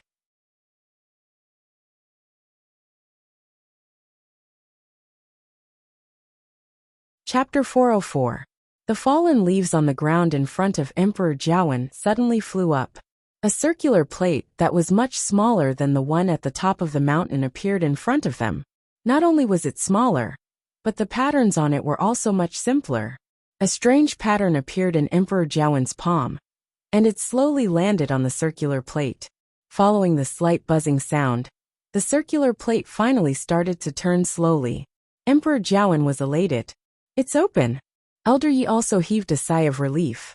Emperor Jiawen became even more careful. He only held his breath when the circular plate slowly opened from the middle and stepped in. Elder Yi followed closely behind. The duo's figures quickly disappeared. After a while, the surroundings quietened down. Seeing that the circular plate was about to close, Rongjin, who was hiding in the dark, immediately rushed forward. How can I miss such a great opportunity? Luckily, he was fast enough and entered before the circular plate closed. The moment he stepped in, he felt that he had stepped on a layer of stone, and the surroundings instantly fell into darkness. Rongjin actually felt a little lucky. Even though it was hard to see the surroundings clearly, it also prevented Emperor Jiawen and Elder Yi from discovering him. Forget about Emperor Jiawen, but Elder Yi was very strong. If he wasn't careful, he might be exposed. He secretly came this time, so he naturally didn't dare to make a big fuss. Once he was discovered, the consequences would be dire. Only when he obtained that supreme treasure would he have more confidence. Rongjin waited at the same spot for quite some time, until the duo's footsteps gradually disappeared. After confirming that they were far enough away, he finally lifted his feet. Even though he couldn't see anything clearly, he heard the duo's movements, and felt that this seemed to be a staircase that led downwards. Rongjin felt around for a while, and wanted to hold onto the wall to walk, but he quickly felt a sharp pain in his palm. He was shocked as he then realized that there was indeed a wall beside him, but it was embedded with sharp nails. His hand was accidentally cut, and blood flowed out. Helpless, he could only randomly tear a piece of cloth from his clothes, and wrap it tightly around his injured hand. This time, he didn't dare to casually touch the things at the side, and could only walk down even more carefully. When Emperor Jiawen and the rest entered the imperial mausoleum, Chu Luiyue, who was standing in the middle of the lake, saw this scene from a mirror in the pyramid. She raised her eyebrows slightly. She didn't expect there to be another entrance to the imperial mausoleum. But Emperor Jiawen came later than I expected. Mu Qinghe and I have already been here for quite some time. Yet Emperor Jiawen is only here now. Furthermore, he came from such a secluded entrance. Of course, she didn't know that Emperor Jiawen and the rest had waited at the top of the mountain for a long time, and finally came in through this path. For some reason, Chu Luiyue could see everything clearly even though the path they were on was very dark. He could even clearly see Emperor Jiawen's anxious gaze. Chu Luiyue's gaze shifted slightly and landed on Elder Yi. She rubbed her forehead, feeling a headache coming on. I'm not worried if Emperor Jiawen comes, but Elder Yi actually came too. This was a bit difficult. I can't let them get here. As Chu Luiyue thought this, he suddenly saw Rong Jin following behind them. She raised her eyebrows. This person actually came as well? And from the looks of it, he seemed to have followed them here in secret. That's right. He's been under house arrest at Crown Prince Mansion recently, so he naturally can't let Emperor Jiawen find out that he's here. Why is he here to join in the fun? A thought flashed across Chu Luiyue's mind, and a bold guess surfaced in his heart.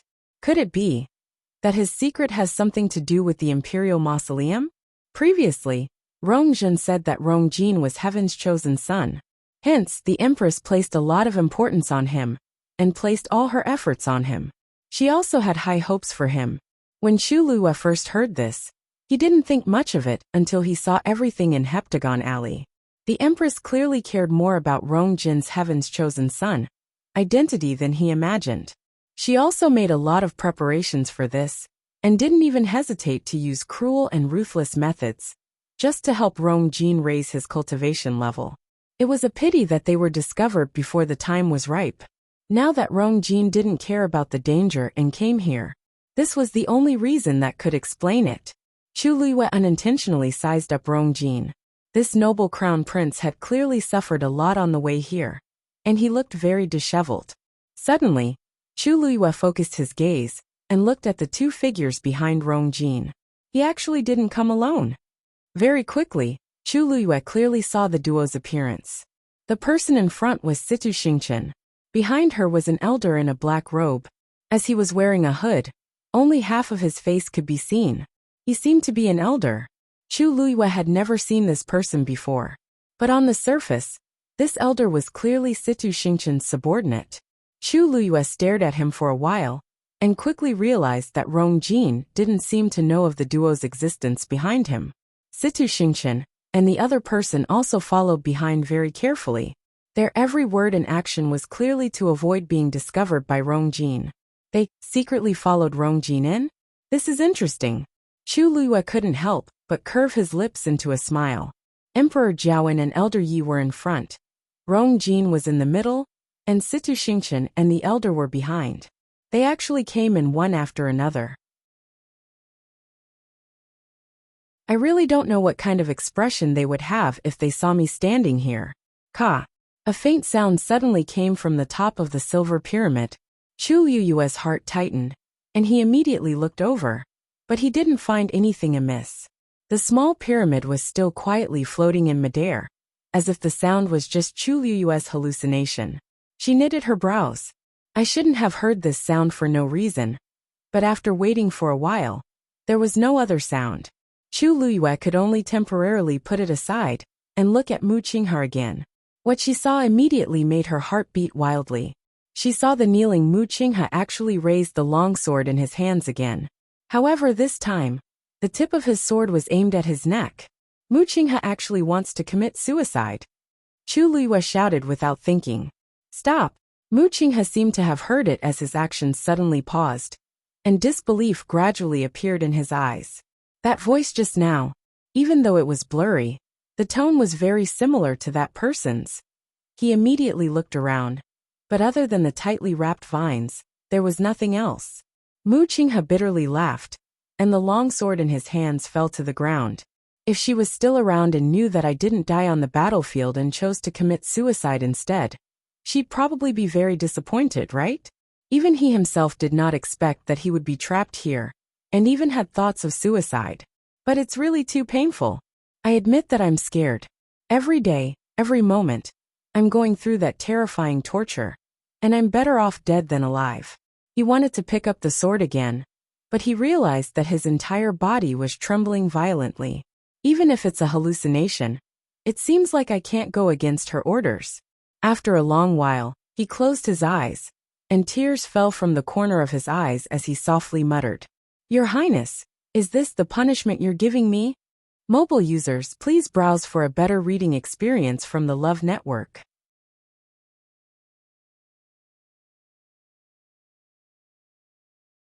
Chapter 405. For a moment, Chu Luiyue did not know what to say. Punishment? Shang Guanyu was already dead, and he died so tragically. What punishment could she give him? She also wanted to tell herself that Mu Qinghe did not betray her. However, everything that she had seen so far proved that Mu Qinghe was most likely standing on the opposite side of her before she died. Otherwise, there was no way to explain everything that happened later. He was still the respected deputy commander, as if her death had nothing to do with him. Even the pair of boots on his feet. Chu Liyue's eyes stung. Mu Qinghe looked like he was in so much pain that she almost thought that he was really remorseful for her. However, what was this compared to the torture that she had gone through? Chu Liyue once again suppressed the waves in her heart. No matter what, she could no longer trust Mu Qinghe. Fortunately, he did not seem to recognize her voice just now. Otherwise, she would be in a lot of trouble. This silver pyramid was really strange. From here, she could see almost the entire situation in the Imperial Mausoleum. And the people inside could also hear her voice. It seemed that this small object controlled the entire Imperial Mausoleum.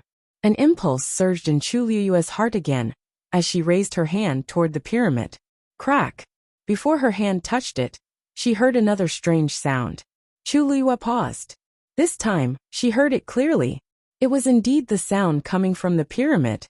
Her heart skipped a beat, and she walked to the other side. From where she was previously standing, she could only see 3 mirrors on the pyramid, but she did not see the last one. That sound came from that direction. Chu Liyue looked over, and was suddenly stunned. However, there was nothing on the last mirror. No, to be precise, the mirror was completely covered by a mass of black. The other 3 mirrors were clean and clear, and she could see everything clearly. However, this last mirror, Chu Liyue looked back and realized that this was the fire position. There was still water flowing into the lake from the red dragon head, and nothing seemed to be wrong. However, Chu Liyue felt an inexplicable sense of uneasiness. This pyramid should be able to see the situation in the Imperial Mausoleum, but one of its sides was suddenly blocked. In other words, she did not know what was happening in the fire position. This was definitely not a coincidence. A ridiculous and bold guess appeared in Chu Liyue's mind. Could it be that someone had already entered that place and used some method to prevent her from seeing what was happening inside? When she thought of this, Chu Liyue's heart clenched. Even someone as powerful as Mu Qinghe did not have this ability. Who else could do it? What was he afraid of her seeing it? Chu Liyue? A moment later, she gritted her teeth and finally grabbed the silver pyramid in her hand. It was extremely cold to the touch. A gust of cold air spread out from within, spreading at a speed visible to the naked eye, and quickly covering Chu Liyue's palm. Chu Liyue was shocked and immediately wanted to let go. However, at this moment, the water droplet in her dantian suddenly started to spin wildly. A red flame suddenly erupted from Chu Liyue's palm. Boom! The two forces collided violently. Ice shards flew everywhere. Sparks flew. Chu Liyue only felt that her entire palm was completely numb. She had lost consciousness.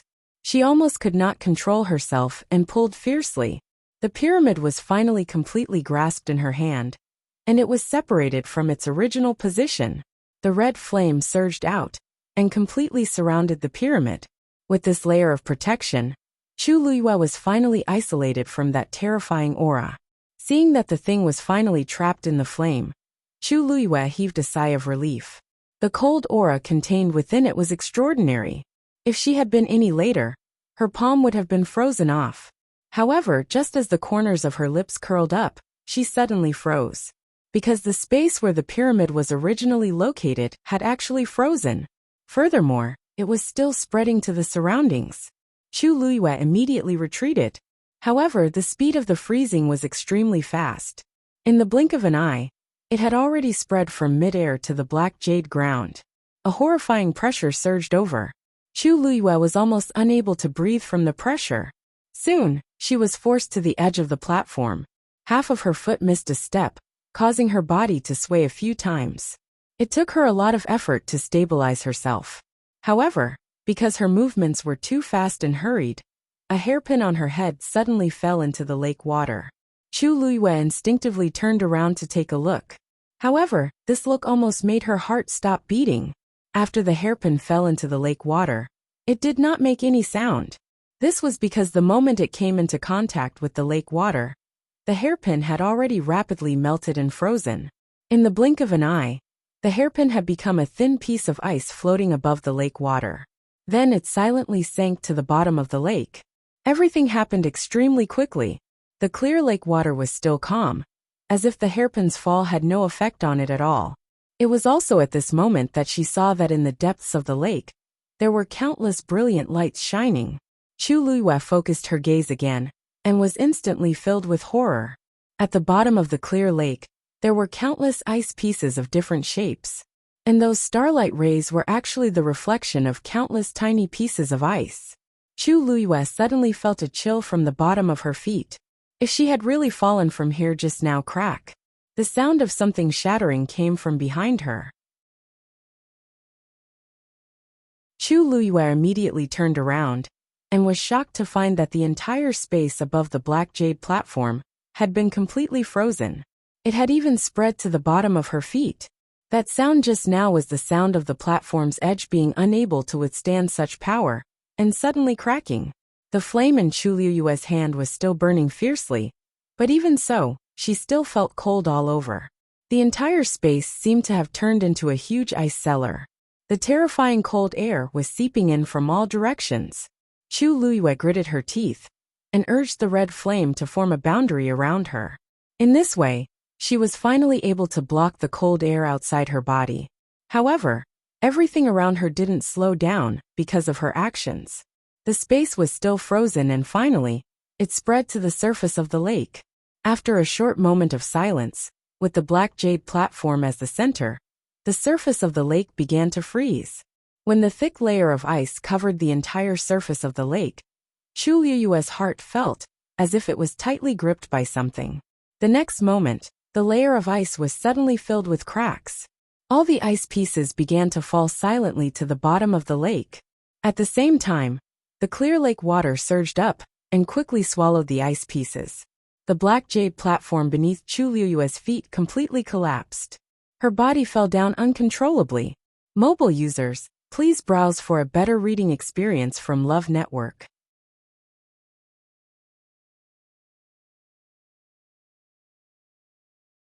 Chapter 406. However, just as Chu Luiyue was about to fall into the lake, a powerful force suddenly came and gently supported her waist. Without thinking, Chu Luiyue borrowed the force and jumped. She headed towards the wall. At the same time, a silver light flashed in her hand. She stabbed the dagger in her hand into the wall. Her whole body was suspended in mid-air. She immediately looked in the direction of the red dragon head. The mysterious force that supported her just now flew out from there. May I know your name? I can't repay you for saving my life, so please come out and meet me. Chu Luiyue stared at that place and said loudly. However, there was no movement at all. It was as if she was the only one in the entire space. Chu Luiyue looked at the lake. The black jade platform from before had been frozen into a huge block of ice. Then it quickly shattered and silently sank to the bottom of the lake. The water below kept surging up, and the ice above kept capsizing. It was as if the cycle was alternating. Silver light flashed, brilliant and cold. If Chu Luiyue had not seen it with her own eyes, she would not dare to believe what she was seeing. Ice always floated on the surface of the water. She had never seen such a strange scene. There was clearly something fishy hidden in the lake. Chu Luiyue felt a lingering fear when she sensed the frightening cold air that was spreading. If she had really fallen in just now, she did not give up and asked again, raising her voice.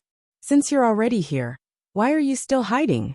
As she spoke, she looked at the pyramid in her hand. There was indeed a black mirror on it. Chu Luiyue could not help but be puzzled. At this time, the other party had even taken the initiative to save her. Why was he not willing to come out and meet her? He did not even want to let her know what was going on in this space. Finally, a low and lazy voice came. Hand over the thing in your hand, and I'll send you out. Chu Luiyue was stunned. The other party was also here for this silver pyramid? She had never heard this voice before, but she could feel the noble disdain of a superior. This person's identity was extraordinary. Obviously, his strength was also extremely powerful. Otherwise, he wouldn't have been able to take the initiative in such a situation. However, Chuluwa frowned. It was not easy for her to obtain this pyramid. If she were to hand it over just like that, she would not be willing. She didn't know why, but she felt that the pyramid was very important to her. It was as if it was hers to begin with. She also knew that this feeling was too inexplicable.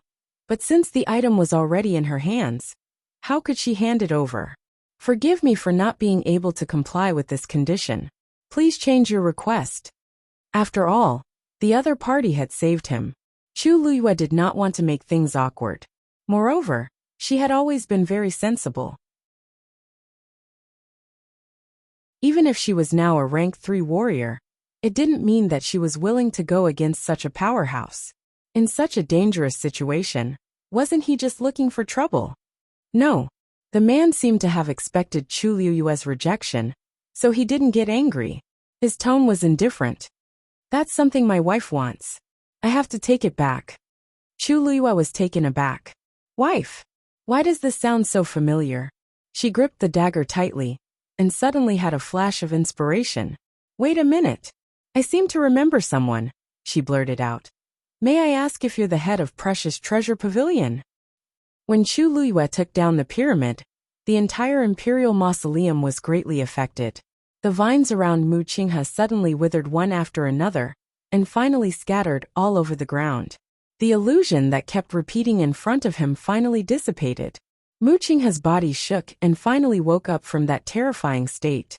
He knelt on the ground in a daze. The fog in front of him gradually dissipated, and he finally saw the real scene in front of him. He looked at the withered leaves and vines, and raised his hand to wipe his face. His hand was covered in tears. His heart suddenly trembled. Everything that happened just now began to replay in his mind. Mu Qinghe did not come back to his senses for a long time. After some time, he finally lowered his head and laughed bitterly. However, this smile was even more painful than the crying from before. He thought that he had buried everything, but he did not expect that. He still remembered it so clearly. Every single thing, every single word, and even every single expression. It had been deeply engraved in his mind. The expression on Mu Qinghe's face gradually faded, and finally returned to its usual calm and cold expression. It was as if he had put on his armor again, and put on his mask, covering everything perfectly. He picked up the long sword that had fallen beside him, and cut off the vine that had pierced through his wrist. Then he pulled it out expressionlessly. Blood splattered on his face, and the wound was torn even more horribly. He took out gauze and medicine, and bandaged himself with familiarity. This kind of injury seemed serious, but in fact it was not life-threatening. His physical strength was extremely strong, and he could recover very quickly, as long as he did not fall into that terrifying illusion again. After tidying up, Mu Qinghe lifted his feet and walked forward. However, just as he was about to raise his sword to cut the wall in front of him, he suddenly stopped. The situation here would not change for no reason. There was only one explanation. Someone had already beaten him to it. A slender and petite figure appeared in his mind. The person who came in with him was only Chuluwa. Could it be? His expression was tense, and the scar on his face seemed to have an additional fierceness. But the next moment he suddenly recalled a scene.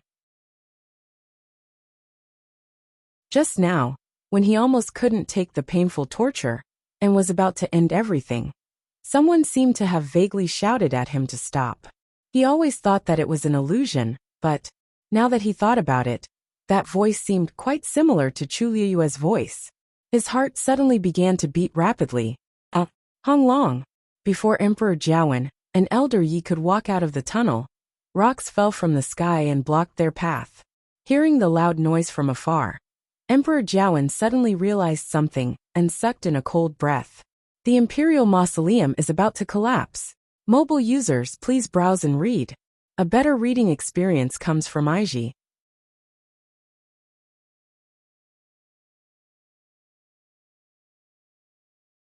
Chapter 407. Your Majesty, please calm down. Nothing has happened to the Imperial Mausoleum for thousands of years, and it definitely won't collapse now. However, there seems to be something wrong inside. Elder Yi comforted Emperor Jiawen as he sent out a wave of force to test the inside. Emperor Jiawen looked at the completely blocked path in front of him, and he was still scared. If this stone had hit me, but the path at the edge has already started to collapse. I'm afraid that the inside will be affected soon.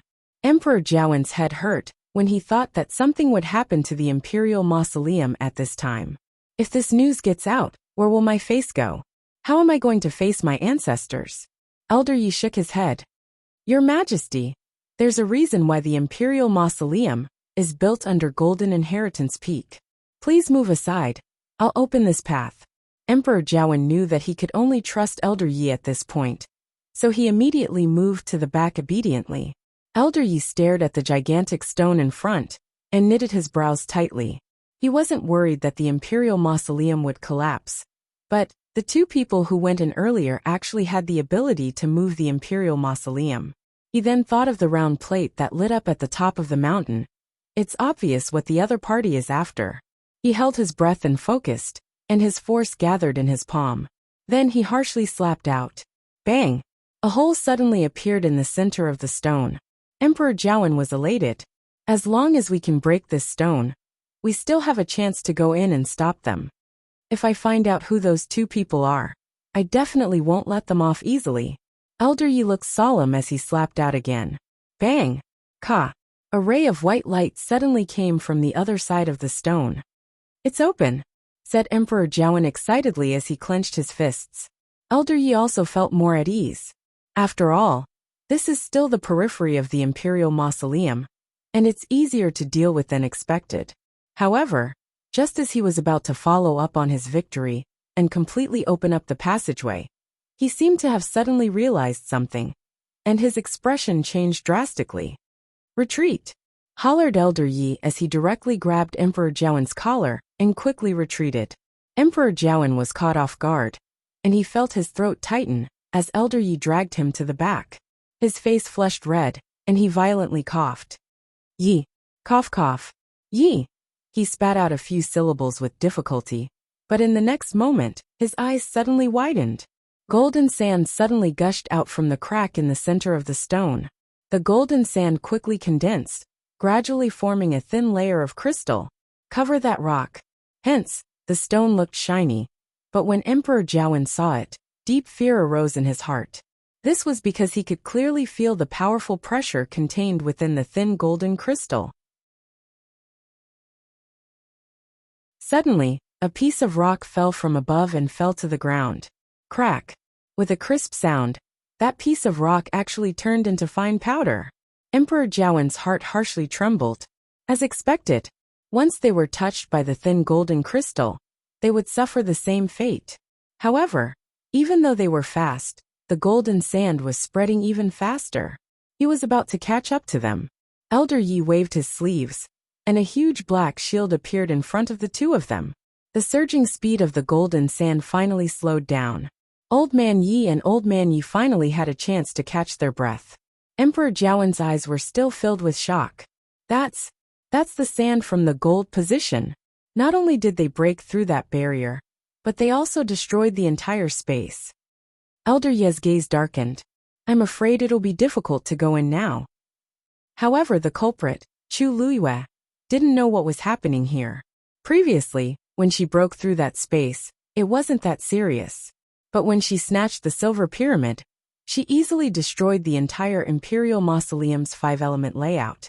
Without the support of any power, gold's positional space naturally lost control.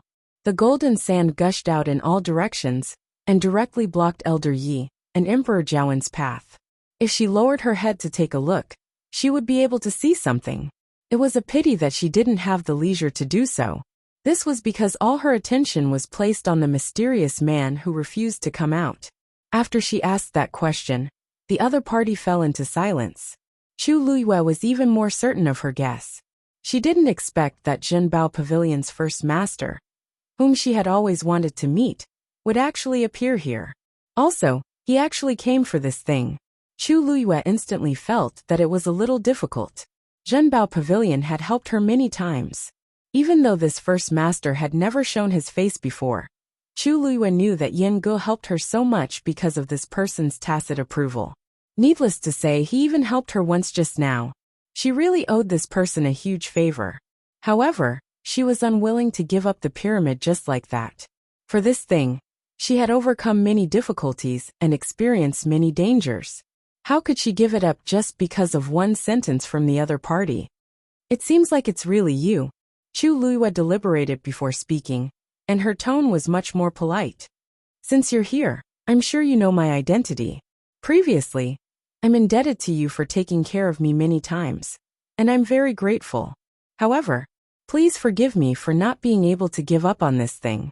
Other than this, you can raise any conditions, and I'll definitely go through fire and water without hesitation. This time, the other party finally opened his mouth. My only condition is this thing. His tone was calm, but it carried a pressure that could not be defied. Chu Luiyue gritted her teeth helplessly. First master, why don't we have a discussion? Let's get out of here first, and then find a place to discuss this matter properly. How about that? Previously, you said that this is something that your wife has taken a fancy to. Then, why don't I talk to your wife personally? How about that? She had been hanging here for quite a while. If they were to negotiate like this, it would be too unfair to her.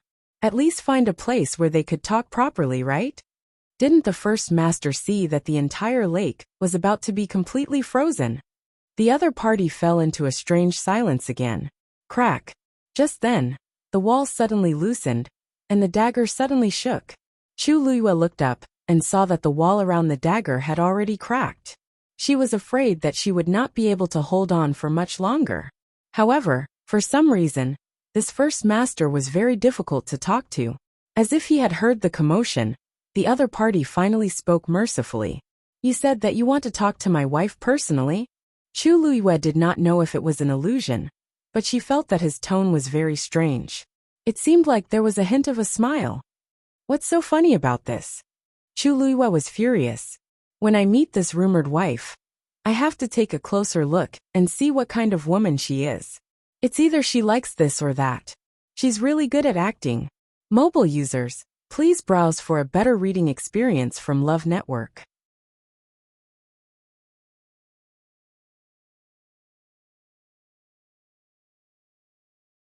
Chapter 408. Yes. If you and Madam don't mind, we can talk about it outside. Everything can be discussed, right? Chu Luiyue had always been very sensible, and wouldn't be forceful when it was time for her to soften her attitude. The other party seemed to be quite interested in this suggestion, as he smiled lightly. Interesting. Chu Luiyue hurriedly glanced at the dagger that was about to fall. She was anxious, and wanted to rush him again. However, she still held herself back. In this situation, she was already at a disadvantage. How could she have the right to talk to the other party as an equal? If you promise not to touch that thing, I'll agree to your request. After waiting for a while, that man's voice sounded again. Chu Luiyue was dazed. Master, what do you mean? What do you mean by touch? What do you mean by not touch? Who knows what will happen to this thing in the future? She didn't dare to make this promise casually. A black ray of light suddenly flew out from the red dragon head. It went straight for Chu Luiyue. Sensing the strong suppression from it, Chu Luiyue's heart harshly skipped a beat. Just from this move alone, this man's abilities seemed to be above Mu Qinghe's.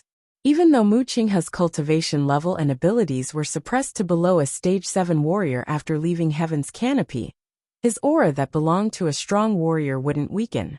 If Mu Qinghe fought with a stage 6 warrior who hadn't entered Heaven's Canopy, even if they were of the same cultivation level, he would definitely be able to defeat the other party easily. And this man also gave me the same feeling. Chu Luiyue held her breath. No wonder Zhenbao Pavilion is so arrogant. It turns out that they have such an important person backing them up. Emperor Jiawen was quite wary of Zhenbao Pavilion previously, so he should know something. Even though the suppression from the black ray of light was very strong, Chu Luiyue didn't feel threatened when it was in front of her. Thus, she slightly relaxed and obediently waited at her original spot. If he really wanted to kill me, he would have done it long ago. Why would he waste so much effort? Then, she saw the black ray of light fly to her hand. It silently pierced through the flames in her palm and landed on the silver pyramid. Chu Liyue's pupils shrank. The power of the flame came from the water droplet in her dantian. It had always been very domineering and always had the upper hand. But why was it so calm today? His opponent's attack passed right through? She thought that it would automatically stop her, but she didn't expect. In an instant, the silver pyramid turned completely black. All of the resplendent light was concealed. At a glance, it looked like an ordinary black stone. Even the aura and pressure inside had been completely sealed. The flame in Chu Liyue's palm gradually subsided. The pyramid gently fell into her palm. It was slightly cold to the touch. But other than that, there was nothing special about it. Even the strong sense of summoning disappeared in an instant. Only when he came into contact with it would that subtle feeling emerge faintly. Chu Liyue was stunned for a while. I've already sealed it. Other than me, no one else can break it. This way, it'll save me a lot of trouble. The man said casually. Chu Liyue was speechless. This saved her a lot of trouble, but it also completely cut off her way of playing any tricks. From now on, what was the difference between this thing and a piece of useless stone on her? With this layer of barrier, no one will discover it even if you carry it with you. When you meet my wife, I'll naturally unlock the seal. Hearing the other party's relaxed tone, as if he was talking about the good weather today, Chu Liyue endured it and gritted her teeth as she said word by word. Then I'll have to thank you, First Master. How was he helping her? He was clearly guarding against her. However, she didn't even have a reason to refute. The man opposite her chuckled. It's nothing. It's not worth mentioning. Chu Liyue secretly gritted her teeth again. When she had the chance, she would definitely let this First Master know how powerful she was. Crack. Suddenly, a sound was heard. Chu Liyue's body suddenly fell. The wall could no longer hold on, and a large piece of it fell down. Chu Liyue, who was only relying on that dagger, naturally fell down as well. Her heart suddenly felt empty. Looking down, new ice cubes were condensing on the surface of the lake. At a glance, countless stars were flickering below, dazzling and dazzling. However, Chu Liyue's body immediately tensed up. Just as she was about to fall into the lake, a gentle force suddenly came over. It was as if there was an invisible hand that easily held her up. Looking at the ice surface close by, Chu Liyue finally heaved a heavy sigh of relief. Thank you. It was obvious who had done it. The other party didn't say anything. The next moment, a long black bridge suddenly appeared in midair. One end of the bridge slowly extended to her feet, while the other end disappeared into the darkness in the distance and couldn't be seen clearly. Take this path, and you'll be able to leave smoothly. That man's tone was very calm. But Chu Liyue knitted her brows when she heard it. Why does this person seem to be very familiar with this place? Doesn't the Imperial Mausoleum only open once every few years? Why is he so clear about everything here? Seeing that Chu Liyue didn't move, that man continued. Don't worry. Don't worry. Once we leave this place, we'll be able to leave Golden Inheritance Peak without anyone noticing. Chu Liyue was even more shocked. Even if Emperor Jiawen was here, he probably wouldn't know about all this. This First Master truly had some tricks up his sleeve. Thank you, First Master. Chu Liyue wasn't dumb. It would be a waste to reject the other party's offer. Without thinking, she knew that it was a mess outside. If she went back the way she came from, she might be skinned alive by that group of people. Being able to leave quietly like this was the best thing that could happen. She was very sincere when she thanked him. After saying that, she didn't hesitate and stepped onto the long black bridge. This long bridge was clearly formed by the other party's force, and Chu Liyue walked on it, as if she was walking on flat ground. She raised her brows slightly. This person's abilities are really immeasurable. After walking a few steps, she suddenly thought of something and turned around to look in that direction. First Master, aren't you leaving? This has nothing to do with you, said the other party calmly. Chu Liyue thought about it and thought that was true. He didn't even want to meet her, so he naturally wouldn't be willing to leave with her. He's so capable, so why would he be worried about not being able to leave? Thinking of this, She didn't say anything else and continued walking forward. However, when she was halfway there, she stopped again. Her face was still calm, but her eyes were slightly downcast, and one couldn't see her emotions. The hands in her sleeves slowly clenched tightly. Finally, as if she had finally made up her mind, she softly asked, "First Master, can I bring someone with me?" Mobile users, please browse and read. A better reading experience comes from IUN.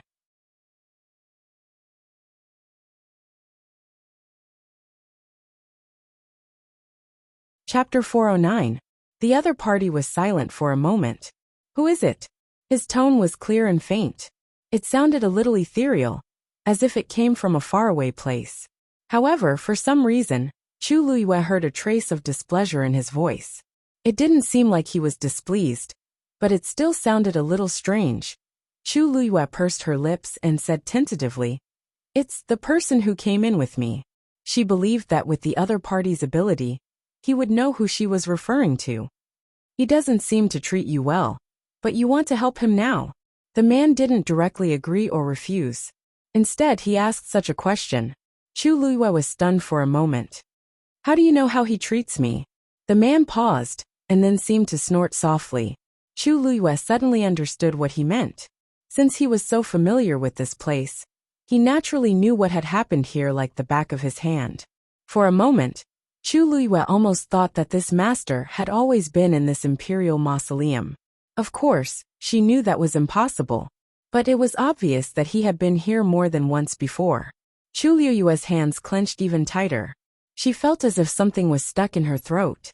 In fact, even she didn't know why she suddenly said that. No matter how she looked at it, Mu Qinghe wasn't worth her saving. But in front of her, the image of him kneeling on the ground with tears streaming down his face kept appearing. "And that, Your Highness?" She didn't know how much sincerity there was in his grief. She didn't even know how he betrayed her. But his identity is special. "If he dies here, I'll also be in a lot of trouble," Chu Luiyue said with her eyes lowered. Jian Fengqi knew that she and Mu Qinghe had come out. If Mu Qinghe really died here, she definitely wouldn't be able to escape responsibility. According to Jian Fengqi's personality, he definitely wouldn't let it go. Besides, she was still counting on Mu Qinghe to bring her back to the Tianling dynasty. "So no matter what, I would like to ask for your help. But if it's not convenient for you then, are there any other reasons?" The man suddenly asked. "Are you pleading for mercy for yourself or for him?" His voice was still calm, but Chu Luiyue felt an inexplicable chill run down her spine when she heard it. And why did these words sound a little strange? However, these words did make her instantly sober up. She thought about it seriously for a moment and finally shook her head. "For myself." After being reborn, the most important thing she learned was that she had to think about herself in everything. Most of the time, the so-called sympathy and compassion would not bring her any benefits. Instead, it would bring her a series of troubles. Mu Qinghe was no longer the Mu Qinghe of the past, and she was no longer the Shangguan Yu of the past. "A favor." The great master finally spoke. His tone was slightly gentler than before. Chu Luiyue inexplicably breathed a sigh of relief, knowing that he had agreed. "Thank you, great master." For some reason, she seemed to be easily influenced by his voice. Was it because his aura was too strong? Chu Luiyue really wanted to meet this mysterious great master now. But it was rare that he was willing to help. Naturally, she would not do anything to offend him. Suddenly, she thought of a problem. Ever since she took the pyramid, she had not had time to look at it. She did not know how Mu Qinghe was doing now. Bang! A muffled sound came from behind her. Chu Luiyue was shocked and immediately turned around. Mu Qinghe was lying on the black bridge behind her, covered in blood. He was motionless and seemed to be unconscious. The fall just now seemed to be quite heavy. His chest shook, and he spat out a few mouthfuls of blood. It looked really miserable and miserable. The corner of Chu Luiyue's eyes twitched. This appearance was too sudden. What happened to him? Chu Luiyue could not help but ask when she saw that he seemed to be more seriously injured than before. "Oh, he just fainted. He won't die from a fall," that person said coldly, as if he did not care. Chu Luiyue was speechless. Or do you want him to know that you were the one who saved him, so that he would be more grateful to you? The speaker did not mean it, but the listener did. Chu Luyue felt as if her heart had been stabbed by a knife. No need, this is for the best. Thank you. She quickly sorted out her thoughts. When she looked at Mu Qinghe again, her heart was calm. That great master was right. This was the best choice. She had saved him before, and he was grateful to her. But in the end, it was just a joke. This time, she was only doing it for herself. Thinking of this, she walked over and planned to carry Mu Qinghe out. However, just as she leaned over, something flew over from the corner of her eye. She immediately raised her hand and caught the thing.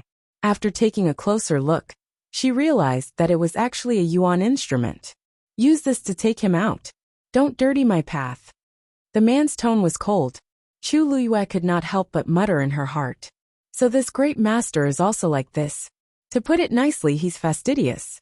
To put it bluntly, yes, he's on par with his wife. This bridge is formed by force. How can it be dirty? Besides, it's black. How dirty can it be? However, since she had taken advantage of him, she naturally wouldn't say such things to his face. Besides, using this yuan instrument could indeed save her a lot of energy. What are you talking about? Chu Luyue was shocked.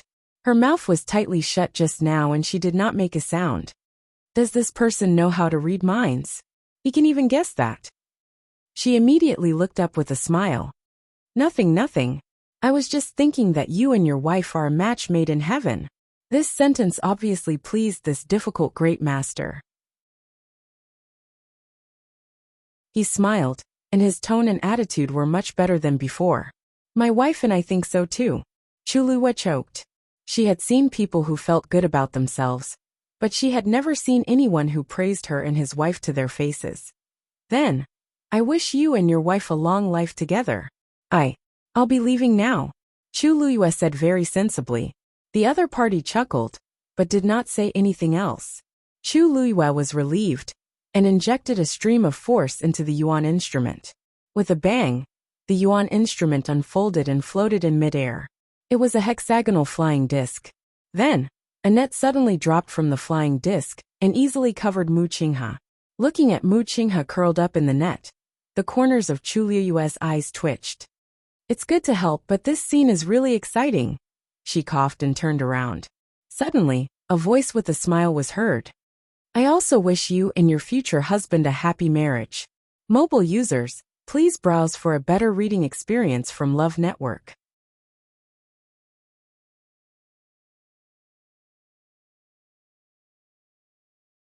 Chapter 410. Chu Luyue looked back strangely. Why does this sentence sound so sincere? The corners of her mouth curled up as she thanked him again. No matter what, this blessing sounded pleasing to the ear. Moreover, she wanted to build a good relationship with this first master. Seeing that Mu Qinghe might not be his opponent, if she could successfully rope him in as her backer, wouldn't that be much more convenient? Chu Luyue walked out while feeling strange in her heart. Although this first master's temper and style were a bit strange, she seemed to have an inexplicable sense of trust towards him. She rarely had this kind of feeling towards others, especially when the other party had taken the initiative to help her many times. Generally speaking, one who was unaccountably solicitous was hiding evil intentions. However, Chu Luyue really couldn't associate such a person with such a powerful method with this sentence. Perhaps he had other motives, but Chu Luyue didn't seem to be worried or uneasy. Perhaps this was also a form of affinity to some extent. The surrounding light gradually dimmed. Chu Luyue knew that she had already walked to the edge of the imperial mausoleum. She couldn't help but look back again. Looking past Mu Qinghe, who was suspended in midair, she almost couldn't see the scene inside. Only the layer of ice that was constantly freezing and capsizing, as well as the silently surging lake water, were exceptionally clear. And the space in the middle had already been completely frozen, and there was a faint frost that gradually covered the surroundings. Chu Luyue watched quietly.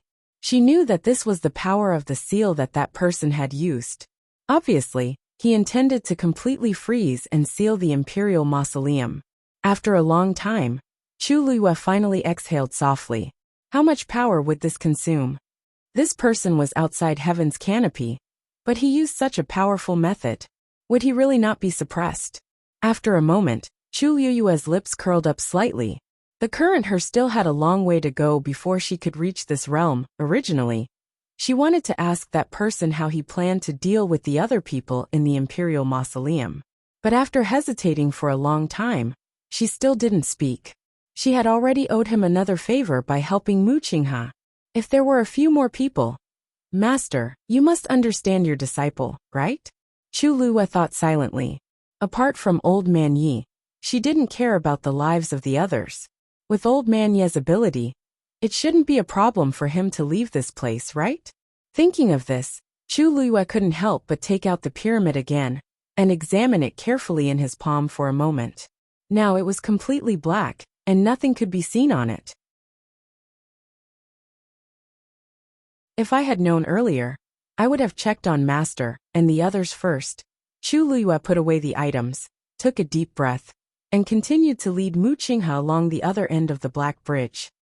When Chu Liyue finally left, the other people who had already entered the mausoleum did not have an easy time. Emperor Jiawen had Elder Ye's protection, so he wasn't in much danger. But the black shield couldn't hold on for long, as it was quickly covered by the golden ice layer, and it became very weak. The golden sand that surged from behind piled up, and finally destroyed the black shield completely. Elder Yi then continued to bring Emperor Jiawen away. Luckily, with the faint glow from the golden ice layer, they could vaguely see the surrounding scene. Their speed was much faster than when they came. Emperor Jiawen really felt aggrieved and indignant. Those people are still in the Imperial Mausoleum, but I, the rightful emperor of country Yao Chun, was actually chased out of the Imperial Mausoleum in such a pathetic state. I don't need to look in the mirror to know what I look like now. Luckily, only Elder Yi is here. If not, I would really lose all my face. After fleeing for an unknown period of time, the speed of the surging golden sand finally slowed down. Elder Yi then stopped and looked at Emperor Jiawen. Your Majesty, are you okay? Emperor Jiawen's face was pale as he waved his hands. I am fine. It's just that. He couldn't finish his sentence for a long time. Elder Yi coughed and shifted his gaze away. However, Emperor Jiawen still felt very embarrassed. Old Man Yi, could it be that we can only watch helplessly? Elder Yi was helpless. Then what else can we do? The people inside have already taken the initiative. I don't understand. Emperor Jiawen stretched out his hand and held his forehead. I really don't understand. How can anyone casually enter the Imperial Mausoleum? There were only a few people who knew about this secret. Other than Elder Yi and me, logically speaking, nobody else should know about it. But they clearly came prepared. If not, how could it be so successful? Elder Yi paused and comforted him. Your Majesty, don't be anxious. After all, the things inside should still. Before he could finish his sentence, he suddenly looked up. He saw that the golden sand that kept surging over suddenly paused for a moment, and then started to retreat. In the blink of an eye, it had already retreated by tens of steps. Emperor Jiawen was dazed. What's going on? Deep shock flashed across Elder Ye's eyes. Someone is restoring everything in the Imperial Mausoleum. What? Emperor Jiawen was also taken aback. How can this be? The construction of the Imperial Mausoleum is very complicated, and the various arrangements inside are very intricate. To restore it, unless tens of elite warriors work together. But weren't there only 2 people who went in just now? Elder Ye's gaze was still locked in that direction. No, you forgot that there's another possibility. Emperor Jiawen's expression suddenly froze. Could it be, Walla? An extremely soft and strange sound suddenly came from behind the 2 of them. Elder Yi immediately turned around alertly. Who's there? As he said that, he suddenly waved the fan in his hands. Bang! That force slammed into something. Then a suppressed and painful moan was heard. Elder Yi and Emperor Jiawen looked at each other. There's actually someone? We actually didn't notice it at all previously. Elder Yi's expression changed slightly as he hurriedly walked forward and raised the fan in his hands again. A strong suppression instantly descended. At this moment, a familiar cry of surprise finally rang out in the darkness. Elder Yi, please have mercy. Elder Yi paused in his actions. However, Emperor Jiawen's expression had already changed. Rongjin! Elder Yi snapped his fingers, and a cluster of bright flames appeared in his palm. The surroundings were instantly lit up. Previously, he was worried that this fire would cause unnecessary trouble, but it was clearly unnecessary now. A nervous and flustered face appeared in front of the two of them. It's indeed Rongjin. Emperor Jiawen was furious as he angrily scolded. Rongjin, you've got guts. How dare you secretly leave Crown Prince Mansion and come here? Speak. Did you follow Elder Yi and me all the way here? Rongjin was originally a little afraid, but on second thought, what's there to be afraid of since things have already come to this? He clenched his fists, straightened his body, and tried his best to make his voice sound righteous. Father, I'm Heaven's chosen son. What's wrong with me coming here? Old Man Yi suddenly laughed. Your Highness, the real Heaven's chosen son can directly enter Golden Inheritance Peak and control everything in the Imperial Mausoleum. There's already one inside. So where did your Heaven's chosen son title come from? Mobile users, please browse and read. A better reading experience comes from IUN.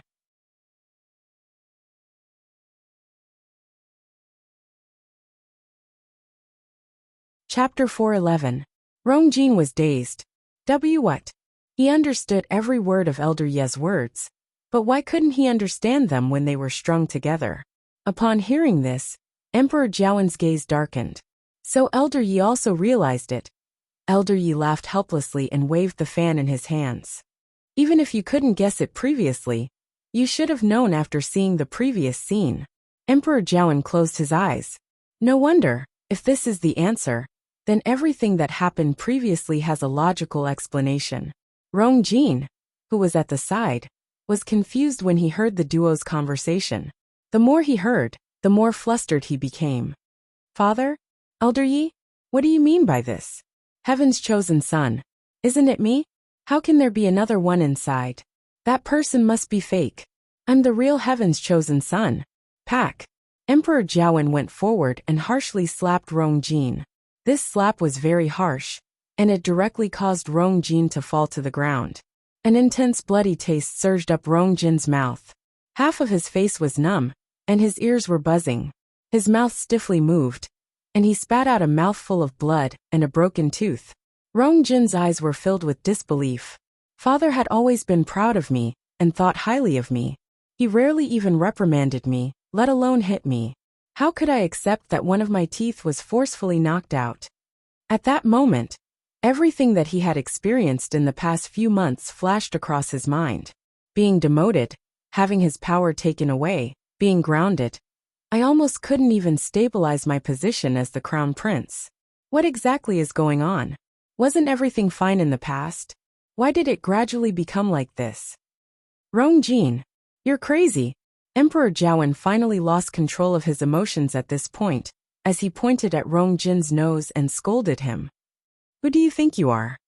Heaven's chosen son? How can Heaven's chosen son be so useless and despicable? You're just a piece of trash. I was really blind in the past to make you the crown prince.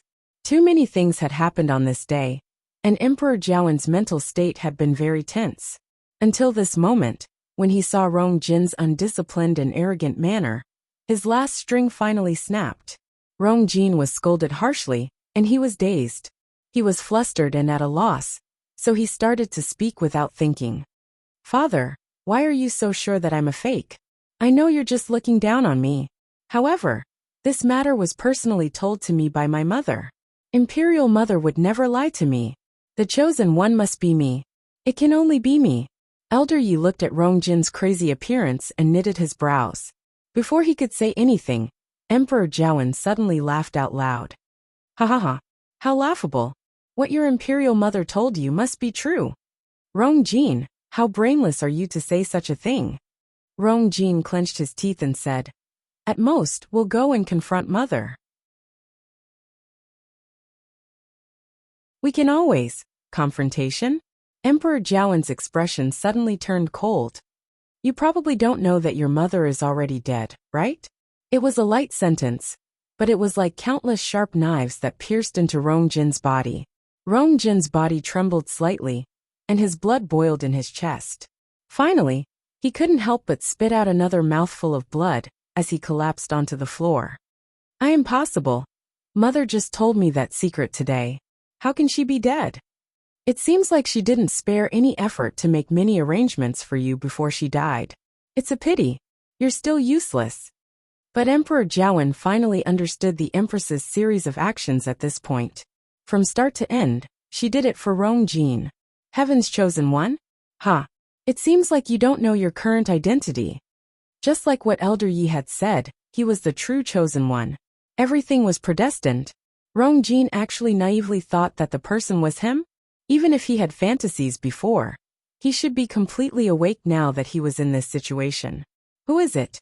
If it's not me, who is the chosen one? Muttered Rong Jin with a hoarse voice, and his eyes were filled with despair. I originally thought that it was a great chance to turn things around, but I didn't expect it to be just a dream. It was just the beginning, but it was mercilessly exposed by someone. Emperor Jiawen's face darkened, and he didn't say anything for a long time. In actual fact, he wanted to know the answer more than Rong Jin. But based on their current abilities, how could they enter? Your Majesty, let's talk about everything after we leave this place. That person should be able to see our every move here, said Elder Yi. Elder Yi softly persuaded him. Emperor Jiawen harshly rubbed his face. Okay, let's go out first. Old man Yi nodded. Then, he looked at a certain spot in the darkness and twitched the corners of his mouth without a smile. The two of you have been watching for quite a while. You should be willing to come out now, right? After walking for some time, Chu Luiyue finally saw a light in front of her. She was elated as she knew that it was the exit. She quickened her pace and walked forward, and the flying disc behind her immediately followed. Mu Qinghe was a little shaken, but luckily, he didn't wake up. Just like that, the duo finally stepped through the exit and completely walked out of the Imperial Mausoleum. The sky was bright in front of them. Chu Luiyue turned around and realized that they had indeed left Golden Inheritance Peak and came to the forest beside it. The thing that sent them out just now was also a transportation formation. However, that transportation formation was very inconspicuous, and one couldn't tell if they didn't look closely. Clang! The flying disc's net suddenly opened, and Mu Qinghe fell to the ground again. Chu Luiyue glanced at him from the corner of her eye, and coincidentally saw his eyeballs moving. Mu Qinghe is about to wake up. Mobile users, please browse and read. A better reading experience comes from Love Network.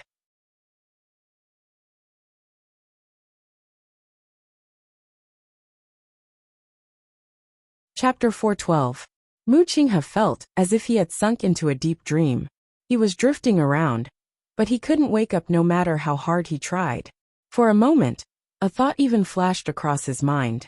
It would be great if he could sleep forever and never have to wake up to face everything. However, this thought only flashed across his mind. He tried a few times before he finally forced his eyes open. The bright light shone down, and it was a little dazzling. He couldn't help but close his eyes and relax for a while before he got used to it. The blurry scene in front of him gradually became clear. This seems to be a forest.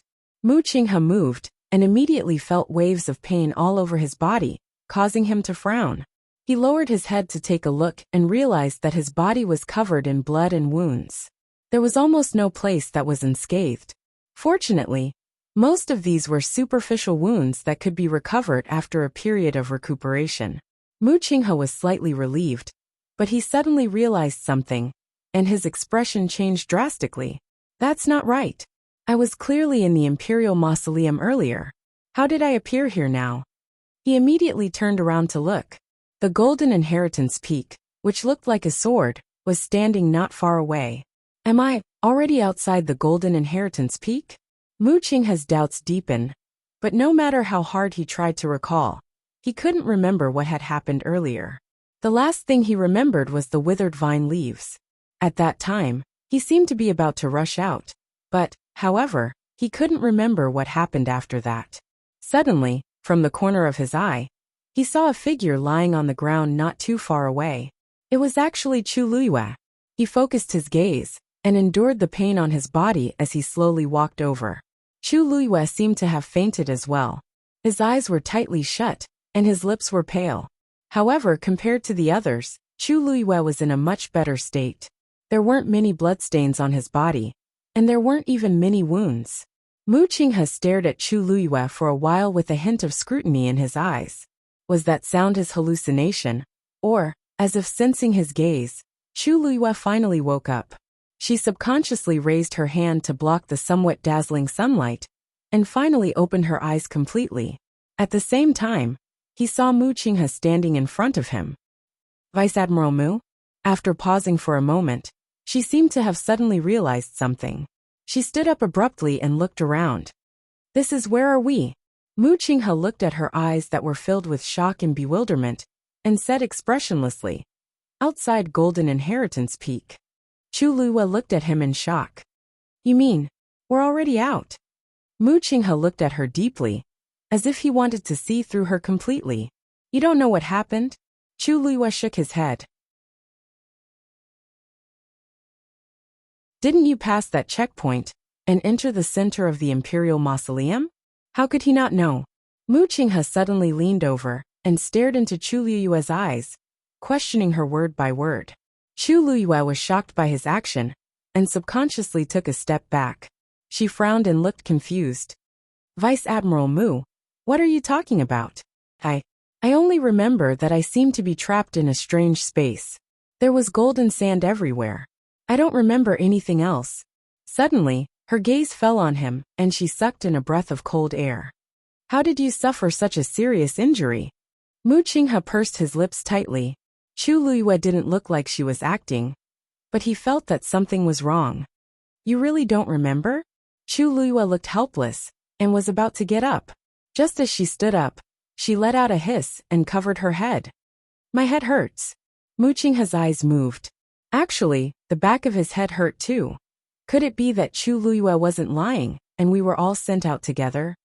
Looking at her rubbing her head and grimacing in pain, Mu Qinghe inexplicably believed her, and suppressed the dangerous aura on his body.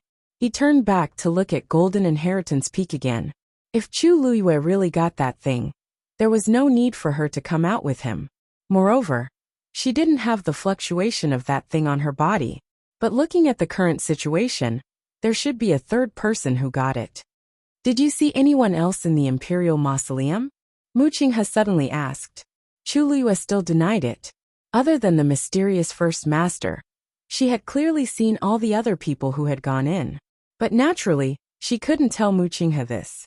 Mu Qinghe didn't expect to get any useful clues from Chu Luiyue. After pondering for a moment, he walked forward again. Chu Luiyue was shocked. Vice Admiral Mu, what are you doing? Do you still want to go back? Mu Qinghe said coldly. You can stay here or go back by yourself. Chu Luiyue, your injuries are so serious. I'm afraid it's not good for you to go back now, right? Also, when we went in, we seemed to have been discovered by the people around Golden Inheritance Peak.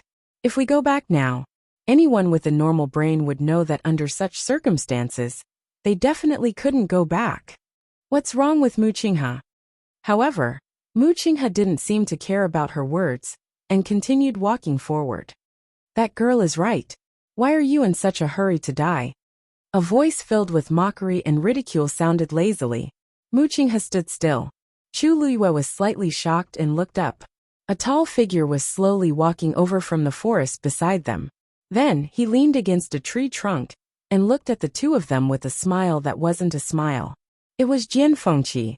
Chu Luiyue's eyes flickered as she bowed politely, and asked in a seemingly casual manner, May I know when young Master Jian came? Vice Admiral Mu, and I actually didn't notice. Jian Fengqi seemed to have thought of something unpleasant, and his face turned cold. This young master had planned to come a long time ago, but I didn't expect to meet with some trouble on the way. I had just circled around Golden Inheritance Peak when I sensed Mu Qinghe's aura and came over. When this young master arrived, he had just woken up. As he spoke, he looked at Mu Qinghe and sized him up with some disdain. Looking at you, could it be that you've become stupid from the beating? You actually didn't notice this young master for so long? You've only been here for a short while, and you've already regressed to this extent? Chu Luiyue felt slightly relieved. It seemed that Jian Fengqi didn't know what had happened previously. Mu Qinghe couldn't be bothered with Jian Fengqi, and continued walking forward. Jian Fengqi raised his sword-like eyebrows, and looked at Chu Luiyue. If he doesn't want to say, then you can say it. What exactly are you doing in this trip? Jian Fengqi. Mu Qinghe gave him a warning look. Jian Fengqi shrugged and tactfully drew a line across his mouth to indicate that he would shut up. However, he immediately walked towards Chu Luiyue and said with a smile, "Miss Chu Luiyue, you seem to be injured as well. Young Miss Chu, you seem to be injured as well. Why don't I send you back? Don't worry, even if he dies, this young master will help to bring you back to the Tianling dynasty." Whoosh! A long sword suddenly pierced through the air towards them. Jian Fengqi easily dodged it. Mu Qinghe closed her eyes and finally turned around. "You'd better not fall into my hands next time." Jian Fengqi proudly raised his eyebrows at Chu Luiyue. Chu Luiyue was speechless. Why didn't she know that the relationship between these two people had become so good? Digression. I don't know if it's my illusion, but why did Jian Fengqi and Mu Qinghe become inexplicably gay? Mobile users, please browse and read. A better reading experience comes from Iowa.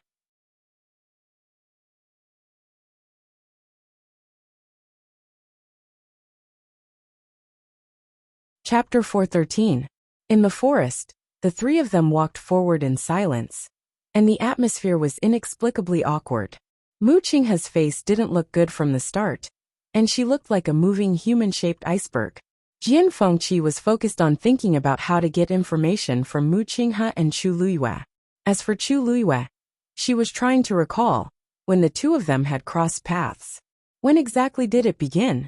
In her previous life, her relationship with Jian Fengqi was definitely not good. She couldn't stand Jian Fengqi's unrestrained behavior, and Jian Fengqi laughed at her for being old-fashioned. In short, almost every time they met, it would end in an unpleasant mess. As for Mu Qinghe, he either followed her around or was handling military matters. He rarely interacted with anyone else, let alone Jian Fengqi. Sometimes, when Jian Fengqi was too arrogant, Mu Qinghe would take the initiative to ask to teach him a lesson.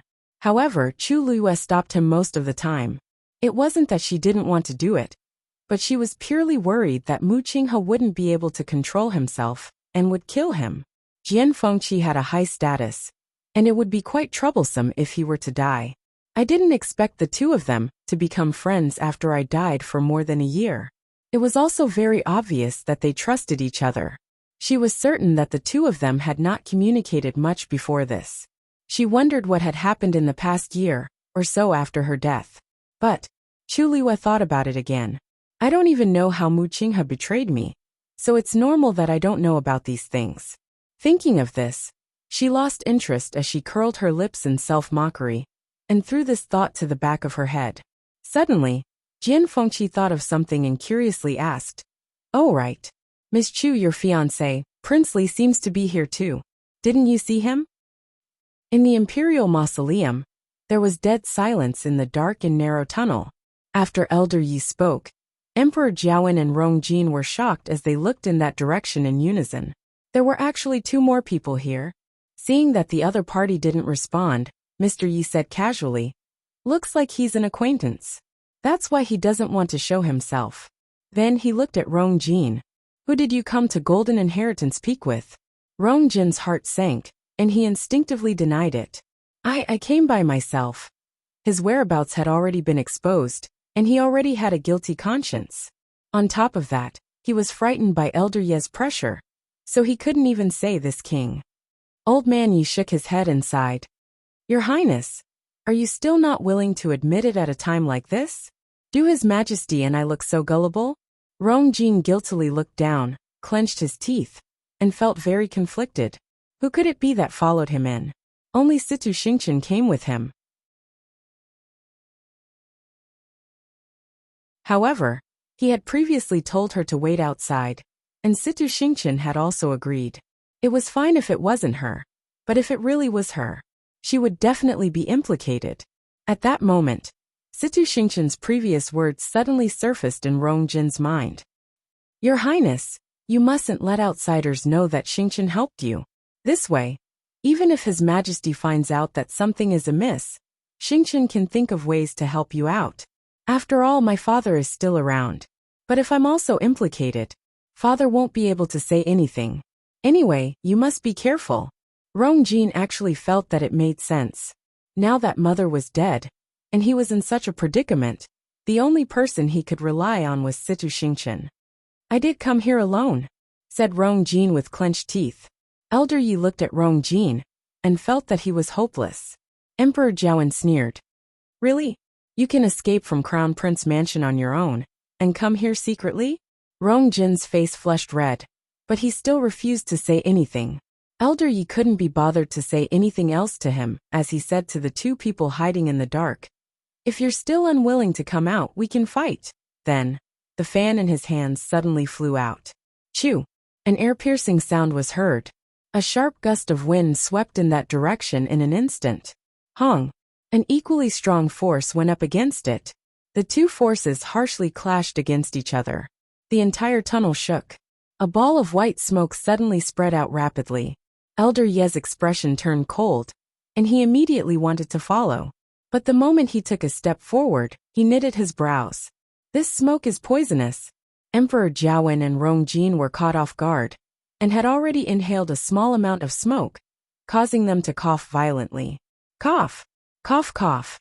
Seeing the duo's reaction, Elder Ye's face turned even uglier. If he chased after them alone, he would most likely be able to catch the other party. But the remaining Emperor Jiawen and Rong Jin would definitely be in danger. The most important thing now is to get out of here and remove the poison in their bodies. Elder Yi looked in the direction that the duo had escaped in with much hatred. What a pity! He took out a jade bottle, quickly poured out 2 pills, and passed them to Emperor Jiawen and Rong Jin respectively. Your Majesty, this poison is very dangerous. Use the mind-clearing pill to suppress it first. We have to get out as soon as possible. Emperor Jiawen took the pill and swallowed it. Rong Jin anxiously snatched the pill over and quickly swallowed it. Emperor Jiawen felt disgusted again. Rong Jin's son is really stupid and useless. When I return to the palace, I must punish him harshly. Old man Yi led the two of them outside.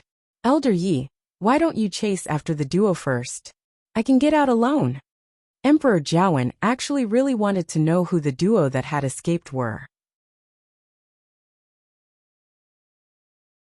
Never mind that the people who entered the imperial mausoleum were very capable. But how could he let the snakes and rats who followed behind them off? Elder Yi sighed. Your Majesty, they're long prepared. It's too late to chase after them now. Let's check after we get out. But the two of them didn't even show their figures. Won't it be like finding a needle in a haystack to find them when we're outside? Rong Jin followed behind and heaved a sigh of relief. Elder Yi looked at Rong Jin with deep meaning. Not necessarily. Perhaps we'll find out the duo's identities very soon. Rong Jin felt a chill down his spine, and he instinctively lowered his head. The three of them continued on their original path. Probably because of the poison in the smoke, Emperor Jiawen and Rong Jin quickly lost their stamina, and they walked slower and slower. If it weren't for Elder Yi, the two of them really wouldn't be able to walk out of here.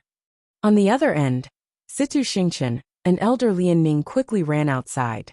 Situ Xingqian bit her lips until they bled, and her eyes were filled with hatred. The Empress, that old witch, actually dared to lie to me. She never expected that Rong Jin wasn't heaven's chosen son. After so much trouble, everything was for naught. Elder Lianning's expression didn't look good, and he didn't say anything. He only heaved a sigh of relief when a light appeared in front of them. Your Highness, the exit is in front. Let's talk about everything after we get out. But at this point, a loud boom came from above the duo's heads. The circular board not far away started to close slowly. Mobile users, please browse and read. A better reading experience comes from Love Network.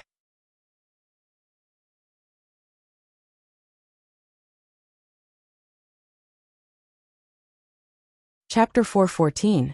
The exit is about to close, exclaimed Elder Lianning, as he exchanged glances with Situ Xingqian. The two of them then immediately rushed forward. However, they were still one step too slow. Just as the two of them were about to take a step forward, the circular plate slowly but firmly closed. All the light was instantly blocked outside. The duo's vision turned pitch black again. Situ Xingqian used all her strength to push the stone wall, wanting to open it again. But no matter how much strength she used, the circular plate didn't move at all. This thing is closely connected to the entire mausoleum. It's impossible to open it with brute force.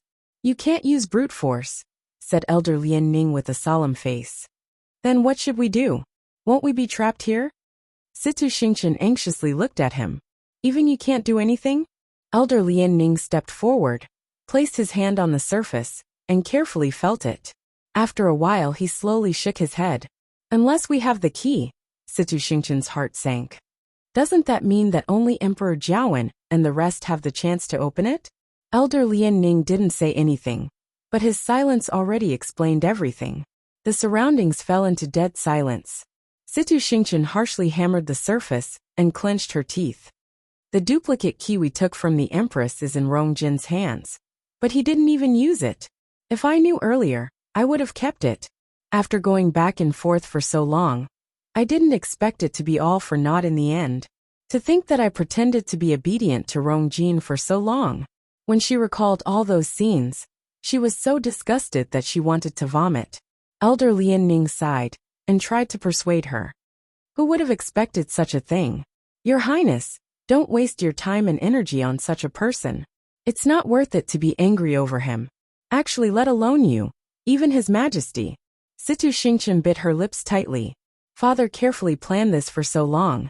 If he knew that all of this was just a scam, and that Rong Jin wasn't the so-called Heaven's chosen son, he would be so angry. The Heaven's chosen son is clearly someone else, but based on what I see, Rong Jin should have only found out today. If I didn't guess wrongly, the Empress should have made a mistake from the start, said Elder Lian Ning in deep thought. Situ Xingqian was previously in a fit of anger, but now that she had calmed down and thought about it carefully, there was really such a possibility. The Empress has painstakingly prepared for so many years. She must have treated Rong Jin as Heaven's chosen son. She knew what the Empress looked like before she died. The Empress must not know about this. She got off easy, muttered Situ Xingqian indignantly. If the Empress knew that all her hard work over the years was just a joke, how would she react? Unfortunately, she had killed her after she had obtained the duplicated key. The sooner she dies, the sooner she can be reincarnated. If she continues to live, she will definitely cause a lot of trouble. His Highness' decision was correct, Elder Lian Ning said. However, this did not make Situ Xingqian feel any better. But we can't get out of here. If they catch up with us. Before he could finish speaking, a biting cold aura suddenly came from behind him. Elder Lian Ning's expression hardened, and he immediately stood in front of Situ Xingqian. Counterattack at the same time. Boom! A ball of flame suddenly ignited. Elder Lian Ning's eyes narrowed. There was actually a spark hidden in Elder Ye's force. When the two parties' forces clashed, it immediately ignited. The fire crazily danced and lit up the surroundings like it was daytime. Elder Yi and the others finally saw the appearance of the two people standing in front of them. The elder's appearance was very unfamiliar, but the young lady behind him, who didn't manage to hide in time, was, who else could it be but Situ Xingqian? Emperor Jiawen was shocked. It's actually you. Elder Yi didn't look shocked. Instead he chuckled. I didn't guess wrongly. After thinking about it, the person most likely to do this is her. Rong Jin opened his mouth, but he couldn't say anything. Situ Xingqian really lied to me. Not only did she secretly follow me in, but she also brought another person with her. It's obvious that she had planned this long ago. Situ Xingqian's face was very ugly. Forget about the others. But this Yi Jiding is very difficult to deal with. It's impossible to lie to him. Both parties fell into an eerie silence, and the atmosphere was tense. At this point, the sound of something moving could be heard. Situ Xingqian instinctively turned around, and her eyelids harshly twitched. She saw that the previously unmoving exit that was tightly shut actually started to slowly move. A white light shone in from the outside. Situ Xingqian, shouldn't you give me an explanation? Hollered Emperor Jiawen as he suppressed the anger in his heart. If he still didn't understand Situ Xingqian's intentions at this point, he didn't need to sit on the throne anymore. Situ Xingqian slowly clenched her fists in her sleeves, and she almost crushed her teeth from clenching them. When Golden Inheritance Peak was in chaos, Chu Luyue and the other two had already silently left. Hearing Jian Fengqi's words, she paused in her footsteps. You're saying that Rong Princely also came? Jian Fengqi's lips curved up into a sinister smile. Your fiancé is very worried about you. Once he heard that you left with Mu Qinghe, he immediately came to find you.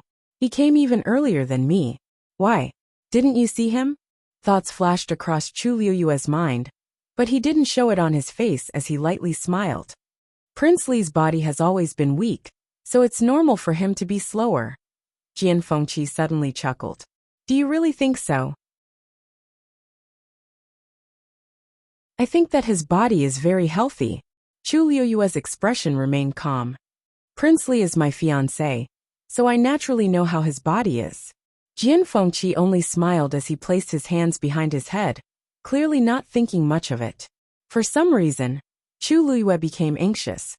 But it wasn't because she was worried that Rong Xiu's abilities would be exposed. Jian Fengqi had always been very sensitive, so it wasn't surprising that he could sense that something was amiss with Rong Xiu. She was actually thinking about something else. According to Jian Fengqi, Rong Xiu had come to Golden Inheritance Peak before him, but she still hadn't seen Rong Xiu's figure. This was definitely not normal. She vaguely felt that something was wrong, but her mind was in a mess, and she couldn't figure it out no matter how hard she tried. After walking for a short while, a sound suddenly came from up ahead. The three of them looked up in unison. A horse carriage appeared before the three of them. Chu Liyue immediately saw Yuemo sitting at the front of the carriage. That was the carriage of Prince Li's residence. Her heart suddenly rose to her throat as she stared at the curtain of the carriage. Yuemo saw her and immediately jumped down from the carriage in joy.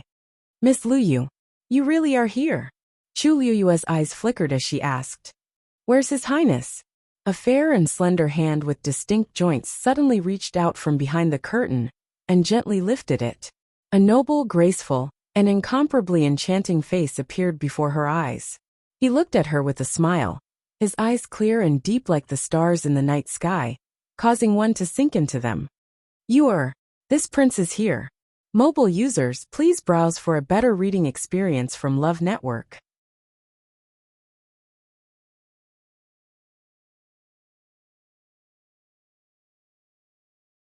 Chapter 415. Chu Liyue was stunned when she saw the face that suddenly appeared in front of her. Your Highness, Rong Xiu was really in the carriage? Rong Xiu sized her up without batting an eyelid. He frowned when he saw her messy and dirty appearance. Are you injured? Chu Liyue shook her head. Don't worry, Your Highness. I'm not injured. The one who's injured is Vice Admiral Mu. Rong Xiu seemed to have just noticed the presence of the two men beside her. His gaze was calm as he nodded in acknowledgement. Vice Admiral Mu, young Master Jian. Mu Qinghe didn't react, but Jian Fengqi smiled meaningfully. Your Highness Princely, you didn't come very quickly. Rong Xiu coughed twice while holding his fist. It's late autumn now and the weather is cold. It's troublesome for me to travel. Jian Fengqi didn't care about this statement. Rong Xiu's body was clearly fine, and he wasn't weak at all. If he wanted to come, he would have arrived long ago. It was strange. He thought that Rong Xiu would rush to Golden Inheritance Peak immediately when he saw how nervous he was. He didn't expect him to only arrive now. He didn't know what Rong Xiu was doing, however. There was no conflict of interest between them. Moreover, Jian Fengqi was a little afraid of Rong Xiu, so he didn't say anything. Chu Liyue walked towards Rong Xiu. When she passed by Yuemo, she glanced at him lightly. Your Highness hasn't recovered yet. Why didn't you give him a hand warmer? Although the voice was faint, it sent a chill down Yumo's spine. This subordinate knows his mistake. His Highness had always claimed that he was sick. Every time he went out, he would be fully armed. However, he came out in a hurry today and forgot about this. Besides, in this weather, there was no need for a hand warmer. Umo thought to himself, but he didn't dare to show it on his face. He quickly stepped back respectfully. Chu Luyue walked to the side of the carriage. How is His Highness? Rongxiu coughed softly. It's fine. Chu Luyue nodded in relief. That's good. If His Highness had relapsed because of looking for me, then you would feel very guilty. Jian Fengqi, who was standing behind them, was stunned when he heard their conversation. The corners of his mouth twitched. What are these two people doing?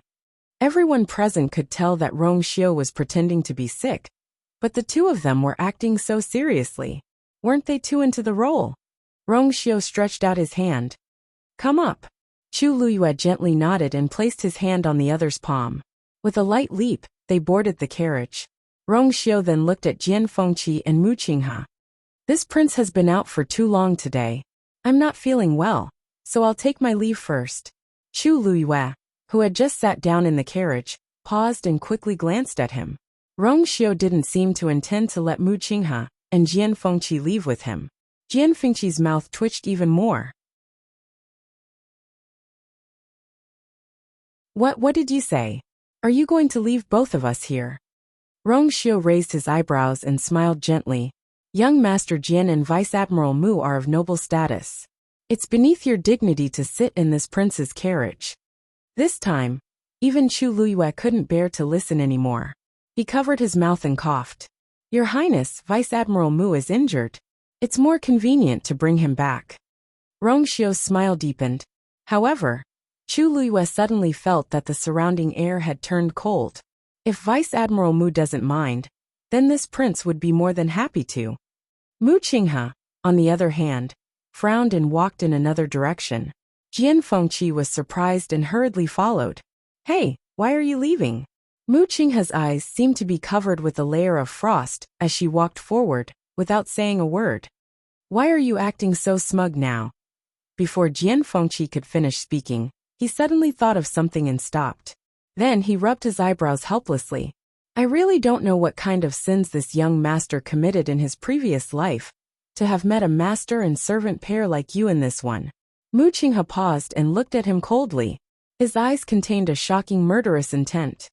Even if I'm injured now, killing you is as easy as flipping my hand. Jian Fengqi immediately took a step back and stared at him warily. I'm telling you, I'm here to help you today. Don't bite the hand that feeds you. As soon as he finished speaking, Mu Qinghe suddenly raised his hand. A ball of green flame quickly flew out from his palm. It went straight for Jian Fengqi's face. Jian Fengqi immediately put his hands in front of him to block it. At the same time, a barrier flashed in front of him, blocking the green flame outside. Even so, he was still hit by the terrifying force, and his feet sank deep into the ground. Jian Fengqi couldn't help but curse. You're serious? Didn't I just say master and servant? Didn't I just say bite the hand that feeds you? He didn't do it on purpose. What's more, how long ago was that? When was there a need to mind? What's more hateful is that this guy is already injured to this extent, but his combat strength is still so strong. Jian Fengqi didn't know how many times he sighed in his heart. This guy's years of training in the army weren't in vain. Once he makes a move, he's going to kill someone. Mu Qinghe's vision turned black. He staggered and almost fell to the ground. His body couldn't take the sudden use of his force because of his serious injuries. But he still clenched his teeth and walked forward with a pale face, letting the wounds on his body tear open and drip blood. Jian Fengqi followed him with a headache. Fine. It's a slip of the tongue. My fault. It would be inappropriate if he really angered Mu Qinghe to death. Seeing the two's figures gradually disappear, Rongxiu finally put down the curtain. Back to Prince Li's mansion. Yes, Umo replied and jumped back into the carriage, waving the long whip in his hand. Giddy up. The wheels started rolling, and the carriage went in another direction. Rongxiu retracted his gaze and saw Chu Luyue sitting opposite him in a daze. His gaze deepened. You are? After calling her twice, Chu Luyue finally came back to her senses. What's wrong? Rongxiu's expression remained calm as he lightly asked, Why? What are you thinking about? Nothing. Chu Luyue shook her head and looked away. In fact, When she saw Jian Fengqi and Mu Qinghe arguing, she suddenly remembered something. Mu Qinghe didn't take the carriage. As for the reason, in fact, it was because there was once when they traveled together and took 2 carriages for convenience. In the end, they were ambushed halfway. Mu Qinghe was in the other carriage, so he couldn't rush to her side immediately. At that time, she was only slightly injured, but Mu Qinghe knelt outside the palace for a day and a night to confess his sins. Since then, he didn't take the carriage anymore. Rongxiu suddenly held her hand. Chu Luiyue was startled and looked up at Rongxiu. The two looked at each other. Her heart skipped a beat, and she slowly said, "Actually, I was thinking, Your Highness. Why did you come so late today?" Mobile users, please browse for a better reading experience from Love Network.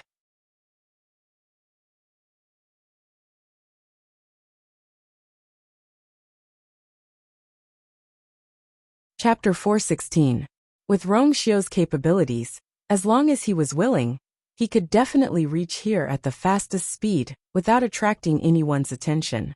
However, not only did he come so late, but he even sat in a horse carriage.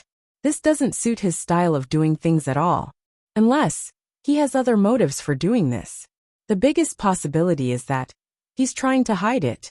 Chu Luiyue looked at Rongxiu, and her heart hung in midair. She vaguely had a vague guess in her heart. However, that was too ridiculous and too far-fetched, so she didn't even want to waste her energy to investigate further. But at this moment, Rongxiu, who was sitting in the horse carriage and had arrived late, everything seemed to be showing something. Rongxiu held her hand tightly. "I was delayed by some matters." Chu Luiyue raised her brows. "Oh, what matters?" "The Empress died," Rongxiu said calmly. "The Empress has passed away." Chu Luiyue was stunned. "The Empress is actually dead." "When did this happen?" "The news spread out today, but the exact time hasn't been confirmed. Lord Chu Ning is currently handling this matter in the palace, and Father seems to have ordered for the news to be sealed. However, for some reason, the news still leaked out in the imperial city." Hearing that Chu Ning was in charge of this matter, Chu Luiyue knitted her brows even tighter. Emperor Jiawen hated the Empress to the core, and Chu Luiyue believed that he definitely wanted the Empress dead. However, it definitely shouldn't be now. Besides, the Empress was the mother of the country after all. Her sudden passing would definitely cause a huge commotion. Chu Ning had previously investigated Heptagon Alley, and he was already involved. If anything happened to the Empress's matter, I'm afraid. "Your Highness, do you know who leaked the news?" Rongxiu shook his head. "The Empress's palace has always been heavily guarded. So many people know about this. There are many people, and it won't be easy to find out in such a short period of time. I've already sent people to suppress the news, but it won't drag on for long." Chu Luiyue nodded in understanding.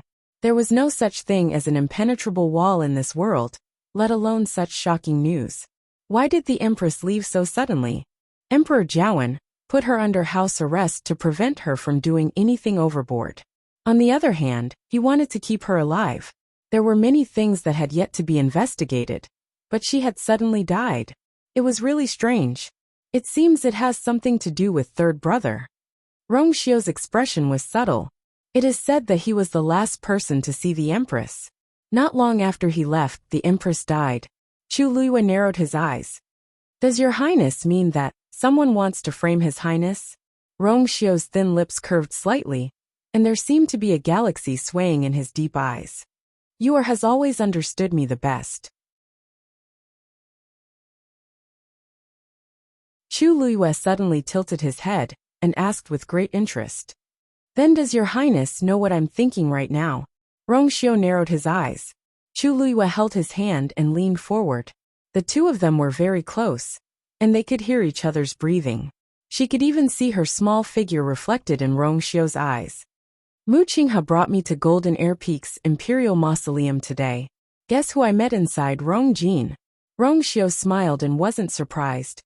He did leave Crown Prince Mansion today. Chu Luiyue wasn't surprised that Rongxiu knew about this. After experiencing so many things, she had long realized that Rongxiu was even more mysterious and powerful than she thought. But do you know why he came to the Imperial Mausoleum? Because he thought he was Heaven's chosen son. When Chu Luiyue said the last few words, she slowed down. Actually, he knew about this long ago, but he came to the Imperial Mausoleum today. At first, I didn't understand why, but I understood when I heard you say that the Empress had passed away. I think Rongjin suddenly found out something after the Empress died, so he didn't hesitate to go against His Majesty's orders and secretly came here. But according to my observations, he's Heaven's chosen son, and he doesn't seem like much. On the other hand, the other person I met, he's very familiar with the Imperial Mausoleum. Rongxiu raised his brows. Oh. Chu Luiyue looked at him, as if she wanted to see through the ripples in the deepest part of his eyes. That person is as capable as you. He's even comparable to Mu Qinghe. It's a pity. I didn't see what he looked like. Chu Luiyue said in a seemingly smiling manner. I don't know why, but that person doesn't seem willing to let me see his face. Your Highness, don't you think it's weird? Rongxiu looked calm, and he was about to speak when a strong aura rapidly approached from outside.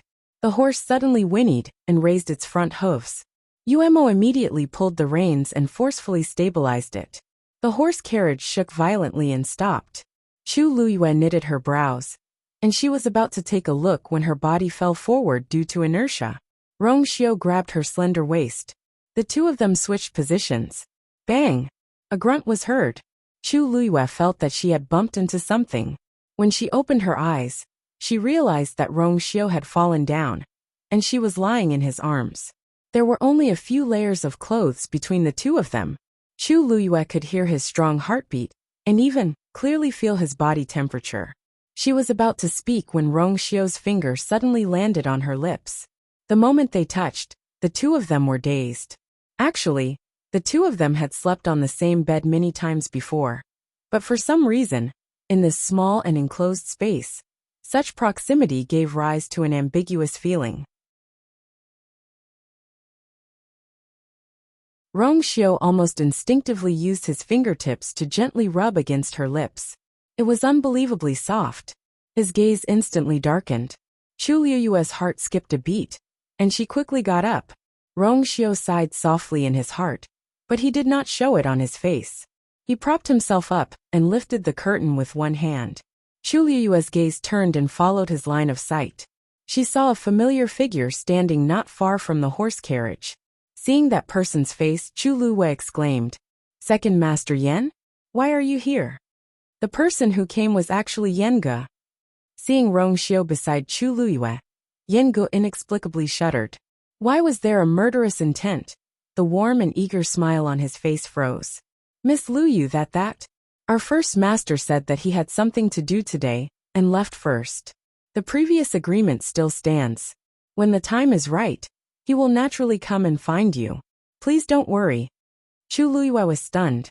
Your first master has already left? Yenge nodded. Yes. I just sent the first master off, and rushed over to see you. Chu Luiyue's brows furrowed slightly. Could it be that her previous guess was wrong? Rongxiu leaned back, his tone languid. So you are not only met an unexpected person in the Imperial Mausoleum, but also had an appointment with him? Digression. Husband and wife drama. Mobile users, please browse and read. A better reading experience comes from Love Network.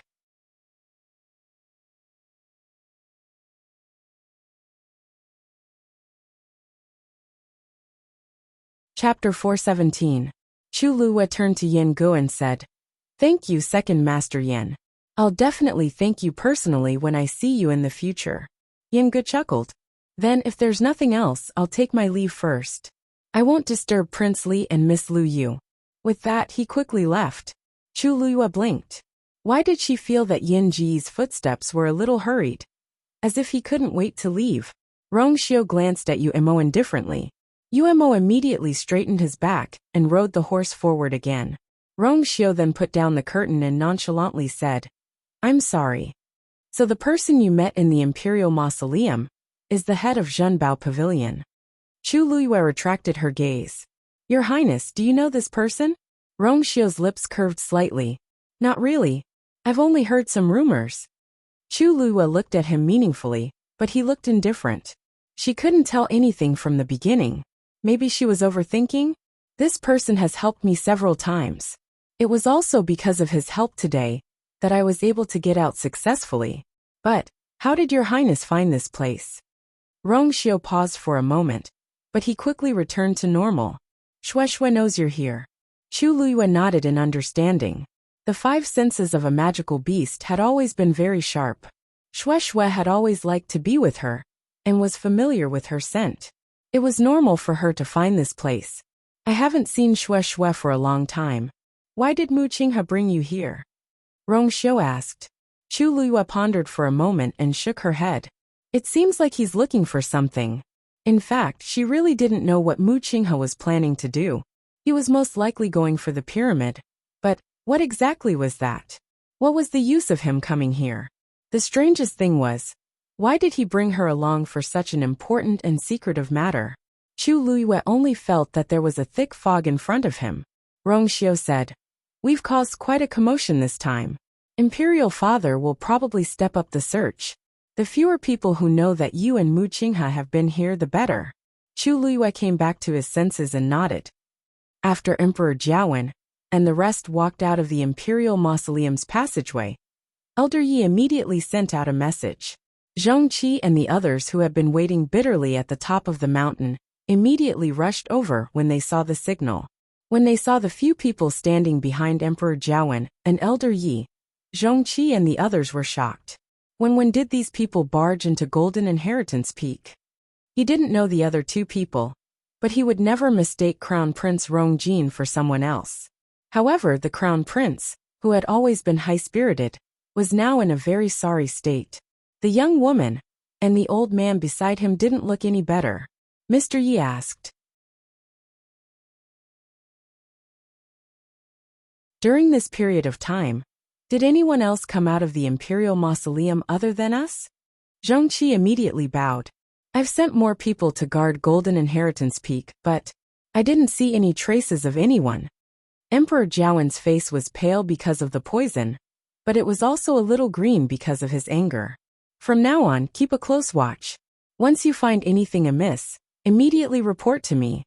He didn't believe that the two of them could really stay inside forever. Zhongqi and the rest didn't dare to ask why Rongjin and the rest would appear here, so they could only agree. Elder Yi, who was at the side, turned around to take a look and waved the fan in his hands. The people inside have extraordinary means, so it's easy for them to leave this place silently. However, Emperor Jiawen is still angry, so there's no need to say this. Perhaps the person inside had already left. Who knows? Elder Yi smiled helplessly and shook his head. Even though I didn't see them, a strong warrior of that level, Country Yaochen really can't afford to offend them. I don't know how Situ Xingchen and the rest offended them, but the exit didn't close earlier or later. It just had to close when they were about to escape, trapping them inside. They clearly did it on purpose. His gaze swept across Situ Xingchen and the rest. It's going to be interesting this time.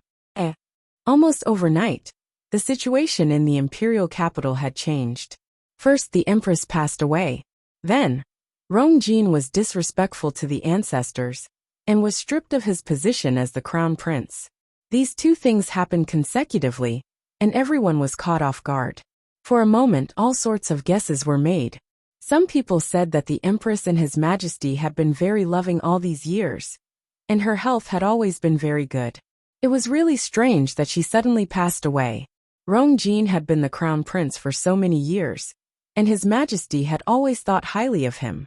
Even when he made a mistake and was scolded in public, His Majesty didn't strip him of his position as the crown prince. However, right after the Empress died, Rongjin was stripped of his position. How could people not be suspicious? Some people also said that the Empress was in charge of the harem and looked very harmonious, but quite a few concubines and princes had died in her hands. His Majesty couldn't take it anymore, so he finally killed her. Rongjin was implicated, and His Majesty hated him. In the end, he was scolded.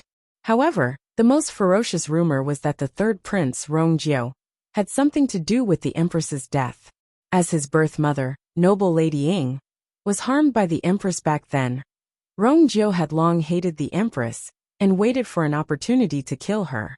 As for Rongjin, in the past few months, he had been scolded by His Majesty and was even put under house arrest. His position as the crown prince only existed in name, and it was only a matter of time before he was stripped of his position. Even though the higher-ups strictly ordered everyone not to talk about this matter, and used all sorts of methods to suppress these rumors, country Xing Luo's Emperor Xian Kong. Situ Yan's arrival made the entire matter even more confusing. In the darkness, there seemed to be an invisible hand that easily controlled everything, and made the waves even more turbulent. Palace. In the palace, Situ Yan and Emperor Jiawen were facing each other. Situ Yan's expression was cold. I'll say it again. Hand over Xingchen and Lianning, and cancel her marriage agreement with Rong Jin. If not, country Xing Luo won't let this matter rest.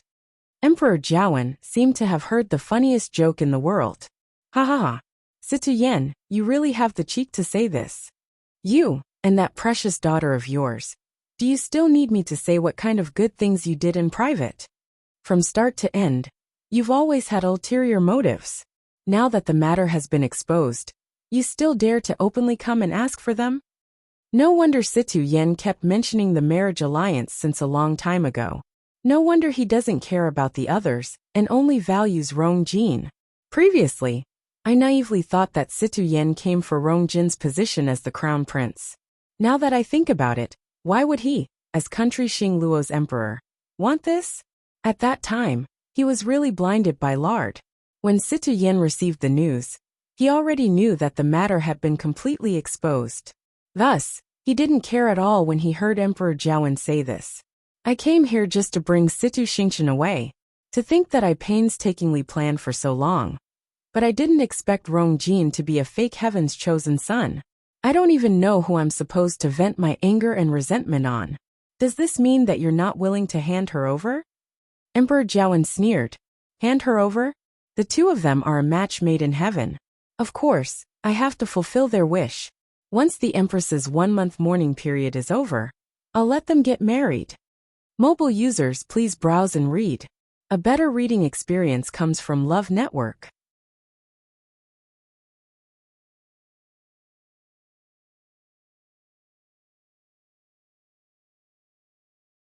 Chapter 418. Situ Yan widened his eyes in shock. Rong Xiao, are you crazy? The Empress is the mother of the country, and they have to hold a national funeral after she passes away. As her son, Rong Jin should be filial for 3 years. Even if there's an emergency, it should be at least a year. A month. Isn't that equivalent to holding a wedding while stepping on the Empress's coffin? Do you still want your face? Do you still want your reputation? If you really do this, not only will Rong Jin and Situ Xingchen be labeled as traitors, but even the entire country, Yao Chen's royal family's reputation will be affected. Even if you don't want your face, I still want it. Since he already knew that Rong Jin wasn't the real heaven's chosen son, why would he agree to continue with the marriage agreement? Situ Xingchen was the apple of his eye, and she was the daughter that he doted on the most. How could she marry a useless crown prince like Rong Jin? Wouldn't her entire life be over? Seeing Situ Yan's exasperated look, Emperor Jiawen felt good. This old thing kept scheming, but he shot himself in the foot in the end. I have to get back at him no matter what. You were the one who suggested this marriage. Are you going to break it now? Situ Yan was so angry that his liver hurt. So what if I break it? If we break the marriage agreement right after Rong Jin got into trouble, people will definitely criticize us. Even so, it's better than Situ Xingchen's entire life. Emperor Jiawen leaned against the chair. The things that had happened during this period of time had exhausted him. But now that he saw Situ Yan being angered to such an extent, his mood finally eased a little. There's no room for discussion. The marriage agreement will continue. Situ Xingchen will get married in the imperial city a month later. Don't worry. Rong Jin is my son after all. I'll definitely let my subordinates handle this wedding grandly. Situ Yan's vision turned black, and he almost fainted. Rong Xiao. You. He had made up his mind to keep Situ Xingchen here until the wedding with Rong Jin was over. Rong Xiao, don't go overboard. Don't think that Xing Luo is afraid of you. Situ Yan took a deep breath to calm himself down. With a gloomy expression he said, Elder Zhongyi is still in the Star Luo Empire. If he finds out that you did this, who are you threatening? Mockery appeared on Emperor Jiawen's face. Elder Zhongyi is very powerful. But do you think that it'll be enough just because he's here? Don't forget, Elder Zhongyi represents Minghua Tianshan. Situ Yan's eyes were red. If you can invite the people from Minghua Tianshan, can't we? Situ Yan was stunned. Only then did he remember that Rong Xiu had also stayed at Minghua Tianshan for many years. Even though outsiders thought that Rong Xiu was just a sickly person, he had heard Situ Xingchen mention before that Rong Xiu wasn't like what the rumors said. The most important thing was that Rong Xiu had stayed in Minghua Tianshan for so long. If he was willing, he would naturally be able to get a backer. He might even be more powerful than Elder Zhongyi. Using this as a threat was completely ineffective. The veins on Situ Yan's forehead popped up. He had never been humiliated like this before. Rong Xiao, do you really want the two countries to go to war? Said Situ Yan in a low voice. Emperor Jiawen looked up, crossed his arms in front of him, and smiled. Situ Yan, do you dare? Your Highness, here's your tea. Come in. Creak. The door was pushed open, and a page boy in gray walked in with a cup of tea. He then carefully placed the tea at the side. Rong Jiu was wiping his knife. He was very focused, and he was very serious about every step. This knife was actually just a normal knife, but he had always treasured it. This was because he used this knife when he killed someone on the battlefield for the first time. That was the first time he personally chopped off someone's head. When the knife landed, it could instantly take the other party's life. The sticky and fishy blood splattered all over his face. Many people would have different reactions after killing someone for the first time. Some would vomit, and some would have nightmares. But he didn't. On the contrary, he only felt satisfied. So many years had passed, but this knife was still bright and sharp. Your Highness, this tea won't taste good when it's cold, reminded the page boy respectfully. Rong Jiu paused in his actions and glanced at him. Please enjoy. I'll take my leave first. After he finished speaking, the servant silently left and closed the door. Rong Jiu's gaze landed on the cup of tea. He put the knife in his hand to the side, picked up the tea, got up, walked to a bonsai and poured the tea into it. Then he felt for the bottom of the teacup and gently clicked it. Kacha!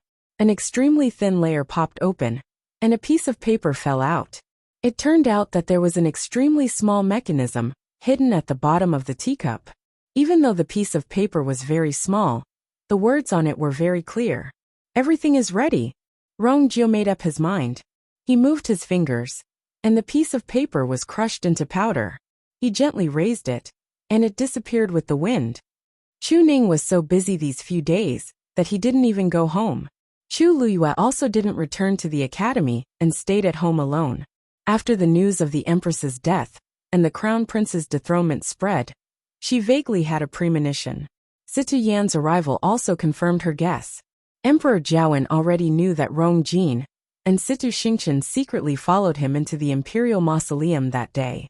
This matter was the last straw that broke the camel's back, and it finally made Emperor Jiawen decide to take action. The Xi family seemed to be implicated as well. Quite a few people were removed from their positions, and some were even sent to jail. Anyone with eyes could tell that this definitely had something to do with the Empress. The Xi family didn't resist at all, as they silently accepted everything and kept a low profile. Their position as the leader of the four major families was on the verge of collapse. However, this wasn't what Chu Luyue was most concerned about. She just felt that something was very strange. Since Emperor Jiawen knew that Rong Jin and Situ Xingchen went to the imperial mausoleum that day, he would definitely follow this clue and find something. The Empress's death was most likely related to Situ Xingchen, but until now there wasn't any news. On the other hand, the third prince, Rong Jiu, was splashed with dirty water for no reason, and the rumors became more and more intense. Almost everyone believed that he was the one who was most deeply involved in this matter. Emperor Jiawen wasn't dumb. If he really wanted to investigate, he could definitely find something. But now, he was actually allowing this matter to develop. I heard that Rong Jiu is also under house arrest. Chu Luyue felt that something was amiss no matter how she thought about it. Also that pyramid, Even though it's on me, I still don't know what it is. No matter how she thought about it, she didn't have a clue. In the end, Chu Luiyue decided to make a trip to Heptagon Alley personally. The Empress must know something. Now that she's already dead, Situ Xingqian and Rong Jin can't ask her, so I might as well check it out myself. But when she reached Heptagon Alley, she saw a floor full of corpses. Those were the Imperial guards guarding this place. Chu Luiyue's heart sank as she immediately pushed open the door and entered. The blood-colored bronze cauldron that was previously placed in the middle of the yard had actually disappeared. Digression. I'm going out in the afternoon, so I'll update later for the rest of the day. Let's all watch it together at night.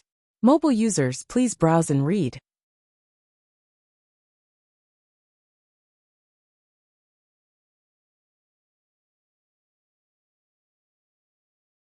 Chapter 419. The corpse that she saw previously was still hanging in midair, but there was nothing below it. There were traces of a fight in the yard, and a few Imperial guards' corpses. The barrier around Heptagon Alley had also been broken. It was obvious that someone had forcefully broken in. Chu Luiyue immediately searched the yard, but she didn't find any useful clues. The only thing she could be sure of was that these people had died less than a day ago. No matter if it was outside or inside, these dead Imperial guards didn't have many wounds on their bodies. All of them had their necks slit, and they were killed in one hit. This was clearly a one-sided massacre. Chu Luiyue carefully checked their corpses and gradually knitted her brows. It seemed like the Imperial guards didn't even have time to retaliate. Even though these people weren't the best, they were all well-trained. To be able to kill so many people at the same time, and not even give them a chance to spread the news, it was either that the other party had a lot of people or they were very strong. Chu Luiyue was more inclined to the latter. The Imperial City had been heavily guarded recently. If so many people really came, the commotion from both parties' fight would have spread out long ago.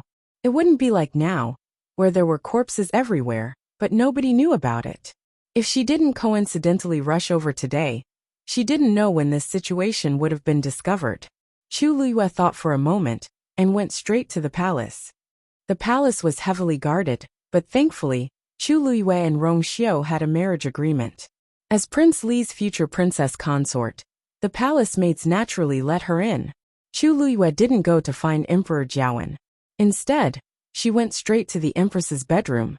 On the way, she acutely felt that the atmosphere in the palace was very stiff and strange. Everyone had become very careful. It was obvious that the Empress and Rong Jin's matter made them jittery. Halfway there, Chu Luiyue bumped into a group of people. The person in front was Chu Ning. After not seeing him for a few days, he looked much more haggard and tired. It was obvious that he had been very worried during this period. "Father." Chu Luiyue quickly stepped forward. Hearing this familiar voice, Chu Ning immediately looked up and saw Chu Luiyue. His eyes flashed with surprise, but then he frowned. Why are you here?" Chu Luiyue walked up to him. "Father, I have something important to tell you." Chu Ning looked at her expression and suddenly felt a sense of unease in his heart. Yu had always been very sensible. If it was not an urgent matter, she would absolutely not run to the palace to look for him at this time. He whispered a few words to the people behind him, then led Chu Luiyue to the side. "What happened?" Chu Luiyue pursed her lips. "Father, the Imperial guards in charge of guarding Heptagon Alley have all been killed."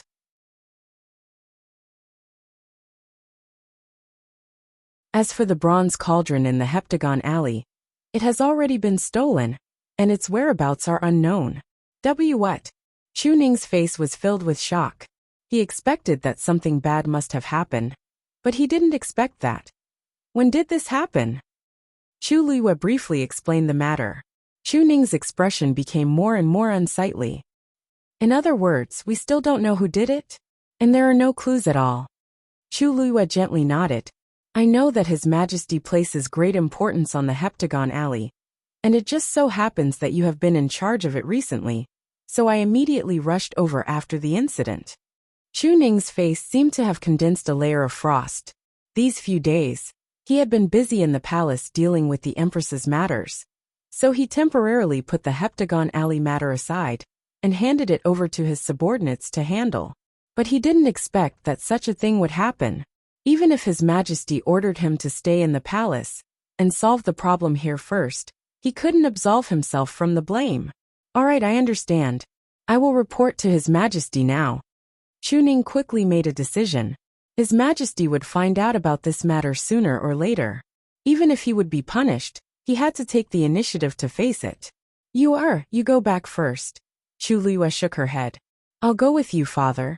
I am the first person to discover this matter, so there is no reason for me not to go.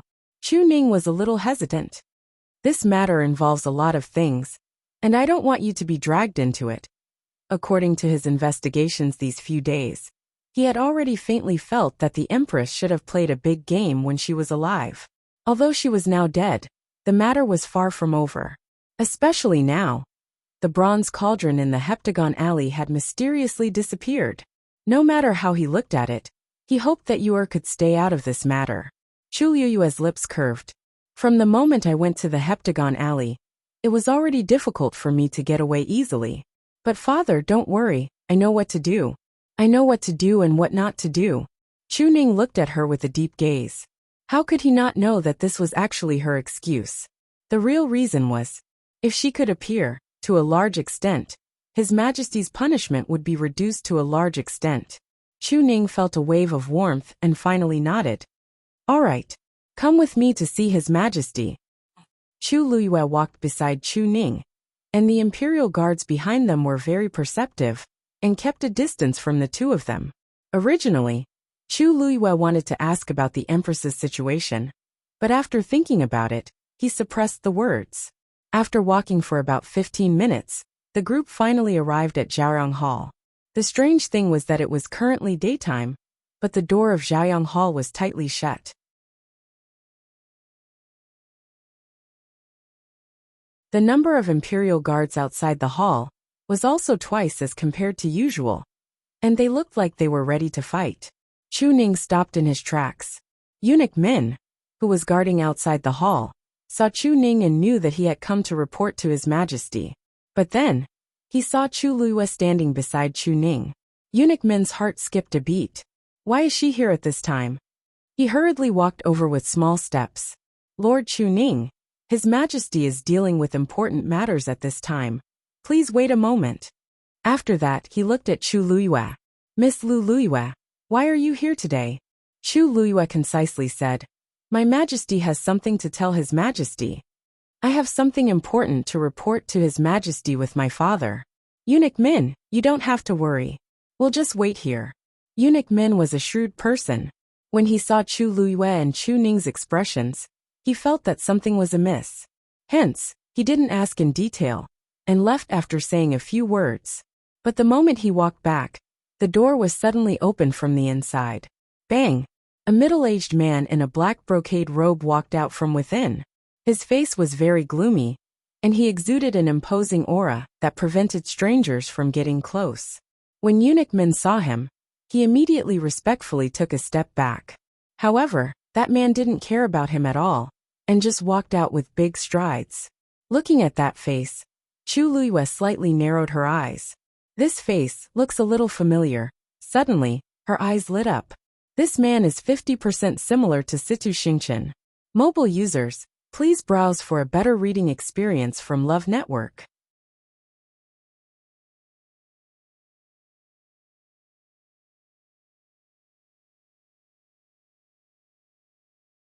Chapter 420. This person must be Country Xing Luo's Xiankong Emperor, Situ Yan. It seems like he didn't have a good conversation with Emperor Jiawen, and he's probably at a disadvantage. If not, he definitely wouldn't show such an expression in front of so many people. He's an emperor after all. If he didn't encounter something unbearable, he wouldn't have such a reaction. Chu Liyue was a little curious. I don't know what Emperor Jiawen said or did to make Situ Yan so angry. Situ Yan walked past them. Suddenly, Situ Yan paused in his footsteps and turned to look at Chu Liyue. You're Chu Liyue? Chu Liyue's eyes sparkled. That's weird. This person actually knows me? She lowered her head and curtsied. Situ Yan's gaze was like a sharp knife that scraped across Chu Liyue's body. Chu Liyue's heart skipped a beat. It seems like Situ Yen doesn't have a good impression of me. Chu Ning stepped forward and silently blocked in front of Chu Luiyue, blocking Situ Yan's vision. Situ Yan grunted and turned to leave. When his figure gradually disappeared, Chu Ning turned around and asked worriedly, Chu Luiyue, when did you offend this person? Chu Luiyue chuckled and shrugged. It's my first time seeing him today. How could I have the chance to offend him? But I did offend his precious daughter. Situ Xingchen? Chu Ning nodded in understanding. Chu Luiyue looked at his relieved expression and asked curiously, Aren't you worried? What's there to worry about? What's there to worry about? Chu Ning snorted. How can his daughter be compared to my Yuer? He vaguely knew that Situ Xingchen seemed to be interested in Rong Xiu, but Rong Xiu married Yuer. Wasn't it obvious why Situ Xingchen treated his Yuer that way? In Chu Ning's eyes, all the women in the world added together weren't as good as his precious Yu. Other things aside, Rong Xiu had excellent foresight. Chu Luiyue was speechless. Why did she hear a trace of pride in his words? Chu Ning is here. Let him in. Emperor Zhaowen's voice came from Zhaoyang Palace. Eunuch Min hurriedly said, Your Majesty, Miss Lu Yu is also here. She said that she has something important to report. There was a moment of silence. Then let her come in with us. Chu Ning and Chu Luiyue looked at each other, their expressions turning solemn as they entered Zhaoyang Hall one after another. Upon entering the palace, Chu Luiyue immediately saw Emperor Zhaowen, who was sitting at the head of the table. The expression on his face seemed to be better than a few days ago. It was obvious that he had vented his anger at Situ Yen. Lu Yu, you don't come to the palace often. What brings you here today? His tone was relaxed, and it was obvious that he didn't care much about Chu Luiyue's arrival. Chu Luiyue and Chu Ning exchanged glances before they stepped forward. Your Majesty, Lu Yu came here today because of Heptagon Alley. Upon hearing the words Heptagon Alley, Emperor Zhaowen's expression froze, and he unwittingly sat up straight as he stared at Chu Luiyue. What did you say? Chu Luiyue paused for a moment before she told him everything. However, she changed her reason for going to Heptagon Alley to that she happened to pass by there. She didn't want Emperor Zhaowen to know that she was secretly investigating this matter. Emperor Zhaowen was stunned when he heard the first sentence. He spent a lot of effort to suppress his urge to flip the table and stand up, but the veins on his hands, which were grabbing onto the chair, were popping up. His face was green and white, and it was very interesting. Chu Luiyue had long expected his reaction, so she pretended that she didn't notice it and calmly told him what happened. As this is a serious matter, Lu Yu didn't dare to act on his own, so he immediately rushed over. Chu Ning immediately knelt down and asked for forgiveness. It's all my fault for causing this situation. Please punish me, Your Majesty. Emperor Zhaowen slowly held his forehead and didn't say anything for a long time. Chu Ning and Chu Luiyue waited quietly. Actually, Emperor Zhaowen's emotions were very complicated at this point, and his mind was in a mess. He originally thought that the truth of this matter would gradually be revealed after the Empress died, and Rong Jin was removed from his position. But now, something like this actually happened. His first reaction was to suspect Situ Xingchen. After all, he had basically confirmed that Situ Xingchen secretly met the Empress and learned quite a lot from her. She even obtained the key that the Empress secretly engraved when she was alive, which allowed Rong Jin to successfully enter Golden Inheritance Peak. She was very ambitious, so it wasn't strange for her to do such a thing. But the key point was that Situ Xingchen was currently trapped somewhere. This clearly meant that she didn't steal the bronze cauldron. As for Situ Yen, it didn't seem very likely either. This time, as the matter was urgent, Situ Yen rushed over at the fastest speed, and only brought a few personal guards with him.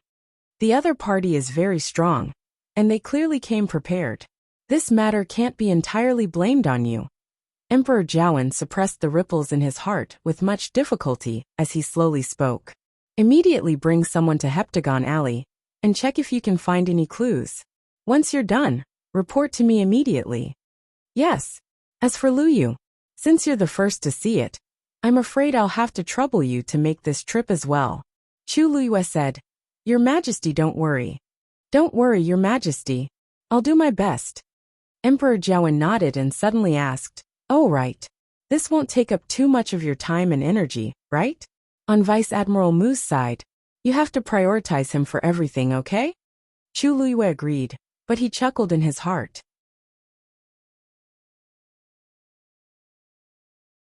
Even if we're already in a mess, we still don't dare to easily offend Mu Qinghe. If Emperor Jiawen knew that the two people who entered the Imperial Mausoleum were actually me and Mu Qinghe, I wonder what his expression would be. "I'm a little tired. You guys can leave first." Emperor Jiawen waved his hands and Chu Ning brought Chu Luiyue out. After walking out of Zhaoyang Palace, Chu Luiyue suddenly asked, "Why? Father, can I go to the Empress's bedroom to take a look?" Chu Ning was taken aback. "Why are you going there?" Chu Luiyue pondered for a moment and smiled. "I might be able to help you find some useful clues." However, Chu Ning shook his head solemnly. "The Empress's funeral is tomorrow. It's not appropriate for you to go now." He still wanted to cleanly separate Chu Luiyue from this matter. Seeing his determined attitude, Chu Luiyue didn't continue and changed the topic. The group of people left the palace together and went straight to Heptagon Alley. Princely Mansion. "Master, a portion of the Northwest Army has already gone to the Imperial City," said Umo softly said. "They'll reach here in at most 3 days. Look." Rong Xiu looked nonchalant as he flipped a page of his book. "How many people are coming?" "Not many, just 5,000. However, almost all of them are the Northwest Army's elites, and they've killed their way out of the battlefield. They can fight against 10 people each. Even though there are more Imperial guards in the Imperial City, the outcome is still uncertain if the two sides really fight.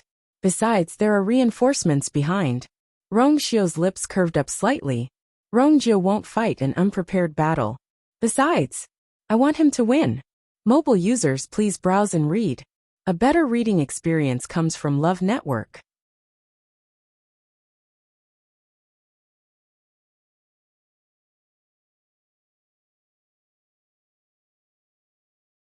Chapter 421. Mu Qinghe and Jian Fengqi also returned to the imperial capital together, without attracting anyone's attention. As soon as he returned, Mu Qinghe shrank himself in the room.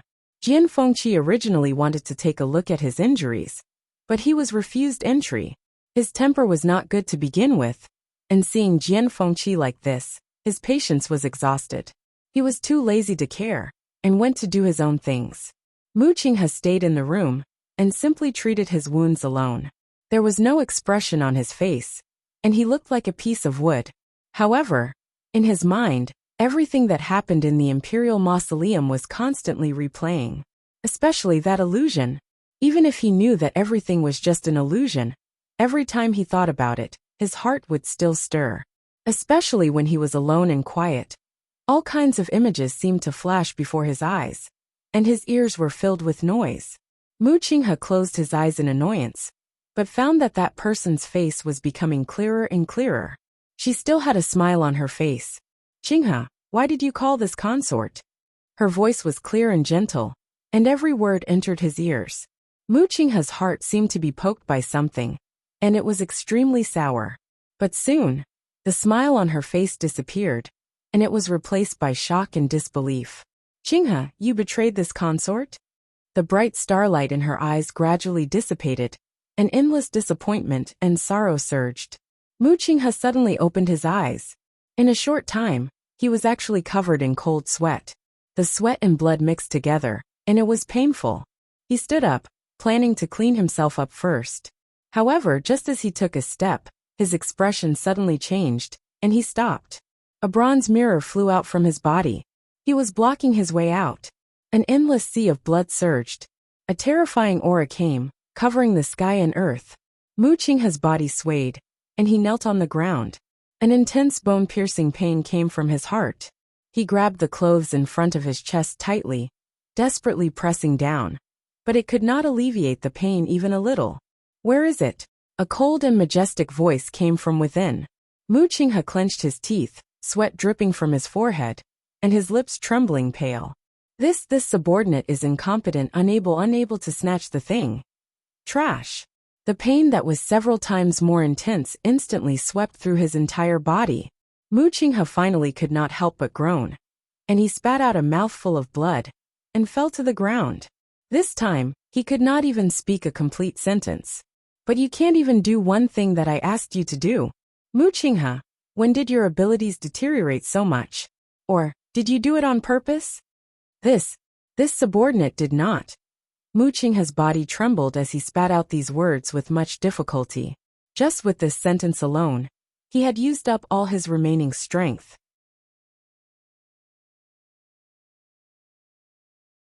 You've been outside for long enough. If you don't come back soon, you'll definitely arouse suspicion. So you must return as possible. Even though Mu Qinghe was in extreme pain, he still heard this sentence clearly. But that thing. Since you don't have the ability to snatch it, staying here is just a waste of time. You don't have to care about this anymore. Mu Qinghe's lips trembled. No, he had fought so hard to get this opportunity. How could he just let it go like this? This subordinate knows that it was snatched away by a mysterious person. What mysterious person? Mu Qinghe's words had obviously attracted the other party's attention. That person, this subordinate did not see that person's appearance. But if I see him again, I will definitely recognize him, his aura. Mu Qinghe stammered out a sentence. Please let this subordinate continue. This subordinate will not let you down. At the end, Mu Qinghe was so weak that even his voice could not be heard clearly. But these words were obviously useful. In that case, I will give you a few more days. If there is no progress, you know the consequences. With that, the bronze mirror quickly disappeared. In the room, only Mu Qinghe was left. He was lying on the ground. His clothes were soaked, and he looked extremely embarrassed. A green shadow appeared beside him. It was Hongyao. It moved to Mu Qinghe's side and rubbed against his face before burying its head in his chest again. It had always been arrogant and noisy, wanting to disturb the world. But at this time, it was unusually quiet, quietly accompanying Mu Qinghe. I'm fine, Mu Qinghe whispered. Hongyao's wings moved. It looked up at him, wanting to say something but stopped. But in the end it said nothing. Chu Luiyue returned to Heptagon Alley with Chu Ning. But this time, they still did not find anything.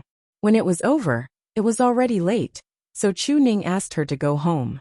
Chu Luiyue knew that he had to go back and continue the investigation, but it was really inappropriate for her to follow him, so she did not insist. The night was dark, and the bright moon hung high in the sky. Chu Luiyue sat cross-legged in her room, absorbing the heaven and earth force around her. After breaking through to rank 3 in the Imperial Mausoleum, her strength had obviously improved a lot. But because the advancement was too sudden, she was worried that it would cause her foundation to be unstable. So she focused on cultivating again. Sensing that the aura in her body had stabilized, Chu Luiyue could not help but look at her palm. After the upgrade of the Yuan Meridian, the speed at which she absorbed the heaven and earth force had obviously increased. This would obviously be of great benefit to her future cultivation. What she lacked the most now was time. It turned out that she wanted to wait until she had recovered enough strength before going to the Tianling dynasty to seek revenge on those people. But she did not expect that she would go as a rank 3 warrior. With her level and strength, there would be a lot of trouble when she went there. Suddenly, there was a fluctuation in her dantian. Mobile users, please browse and read. A better reading experience comes from the Love Network. You're tuning in to the Journey of the Soul YouTube channel. Don't forget to subscribe and join us on this journey to catch the most captivating stories.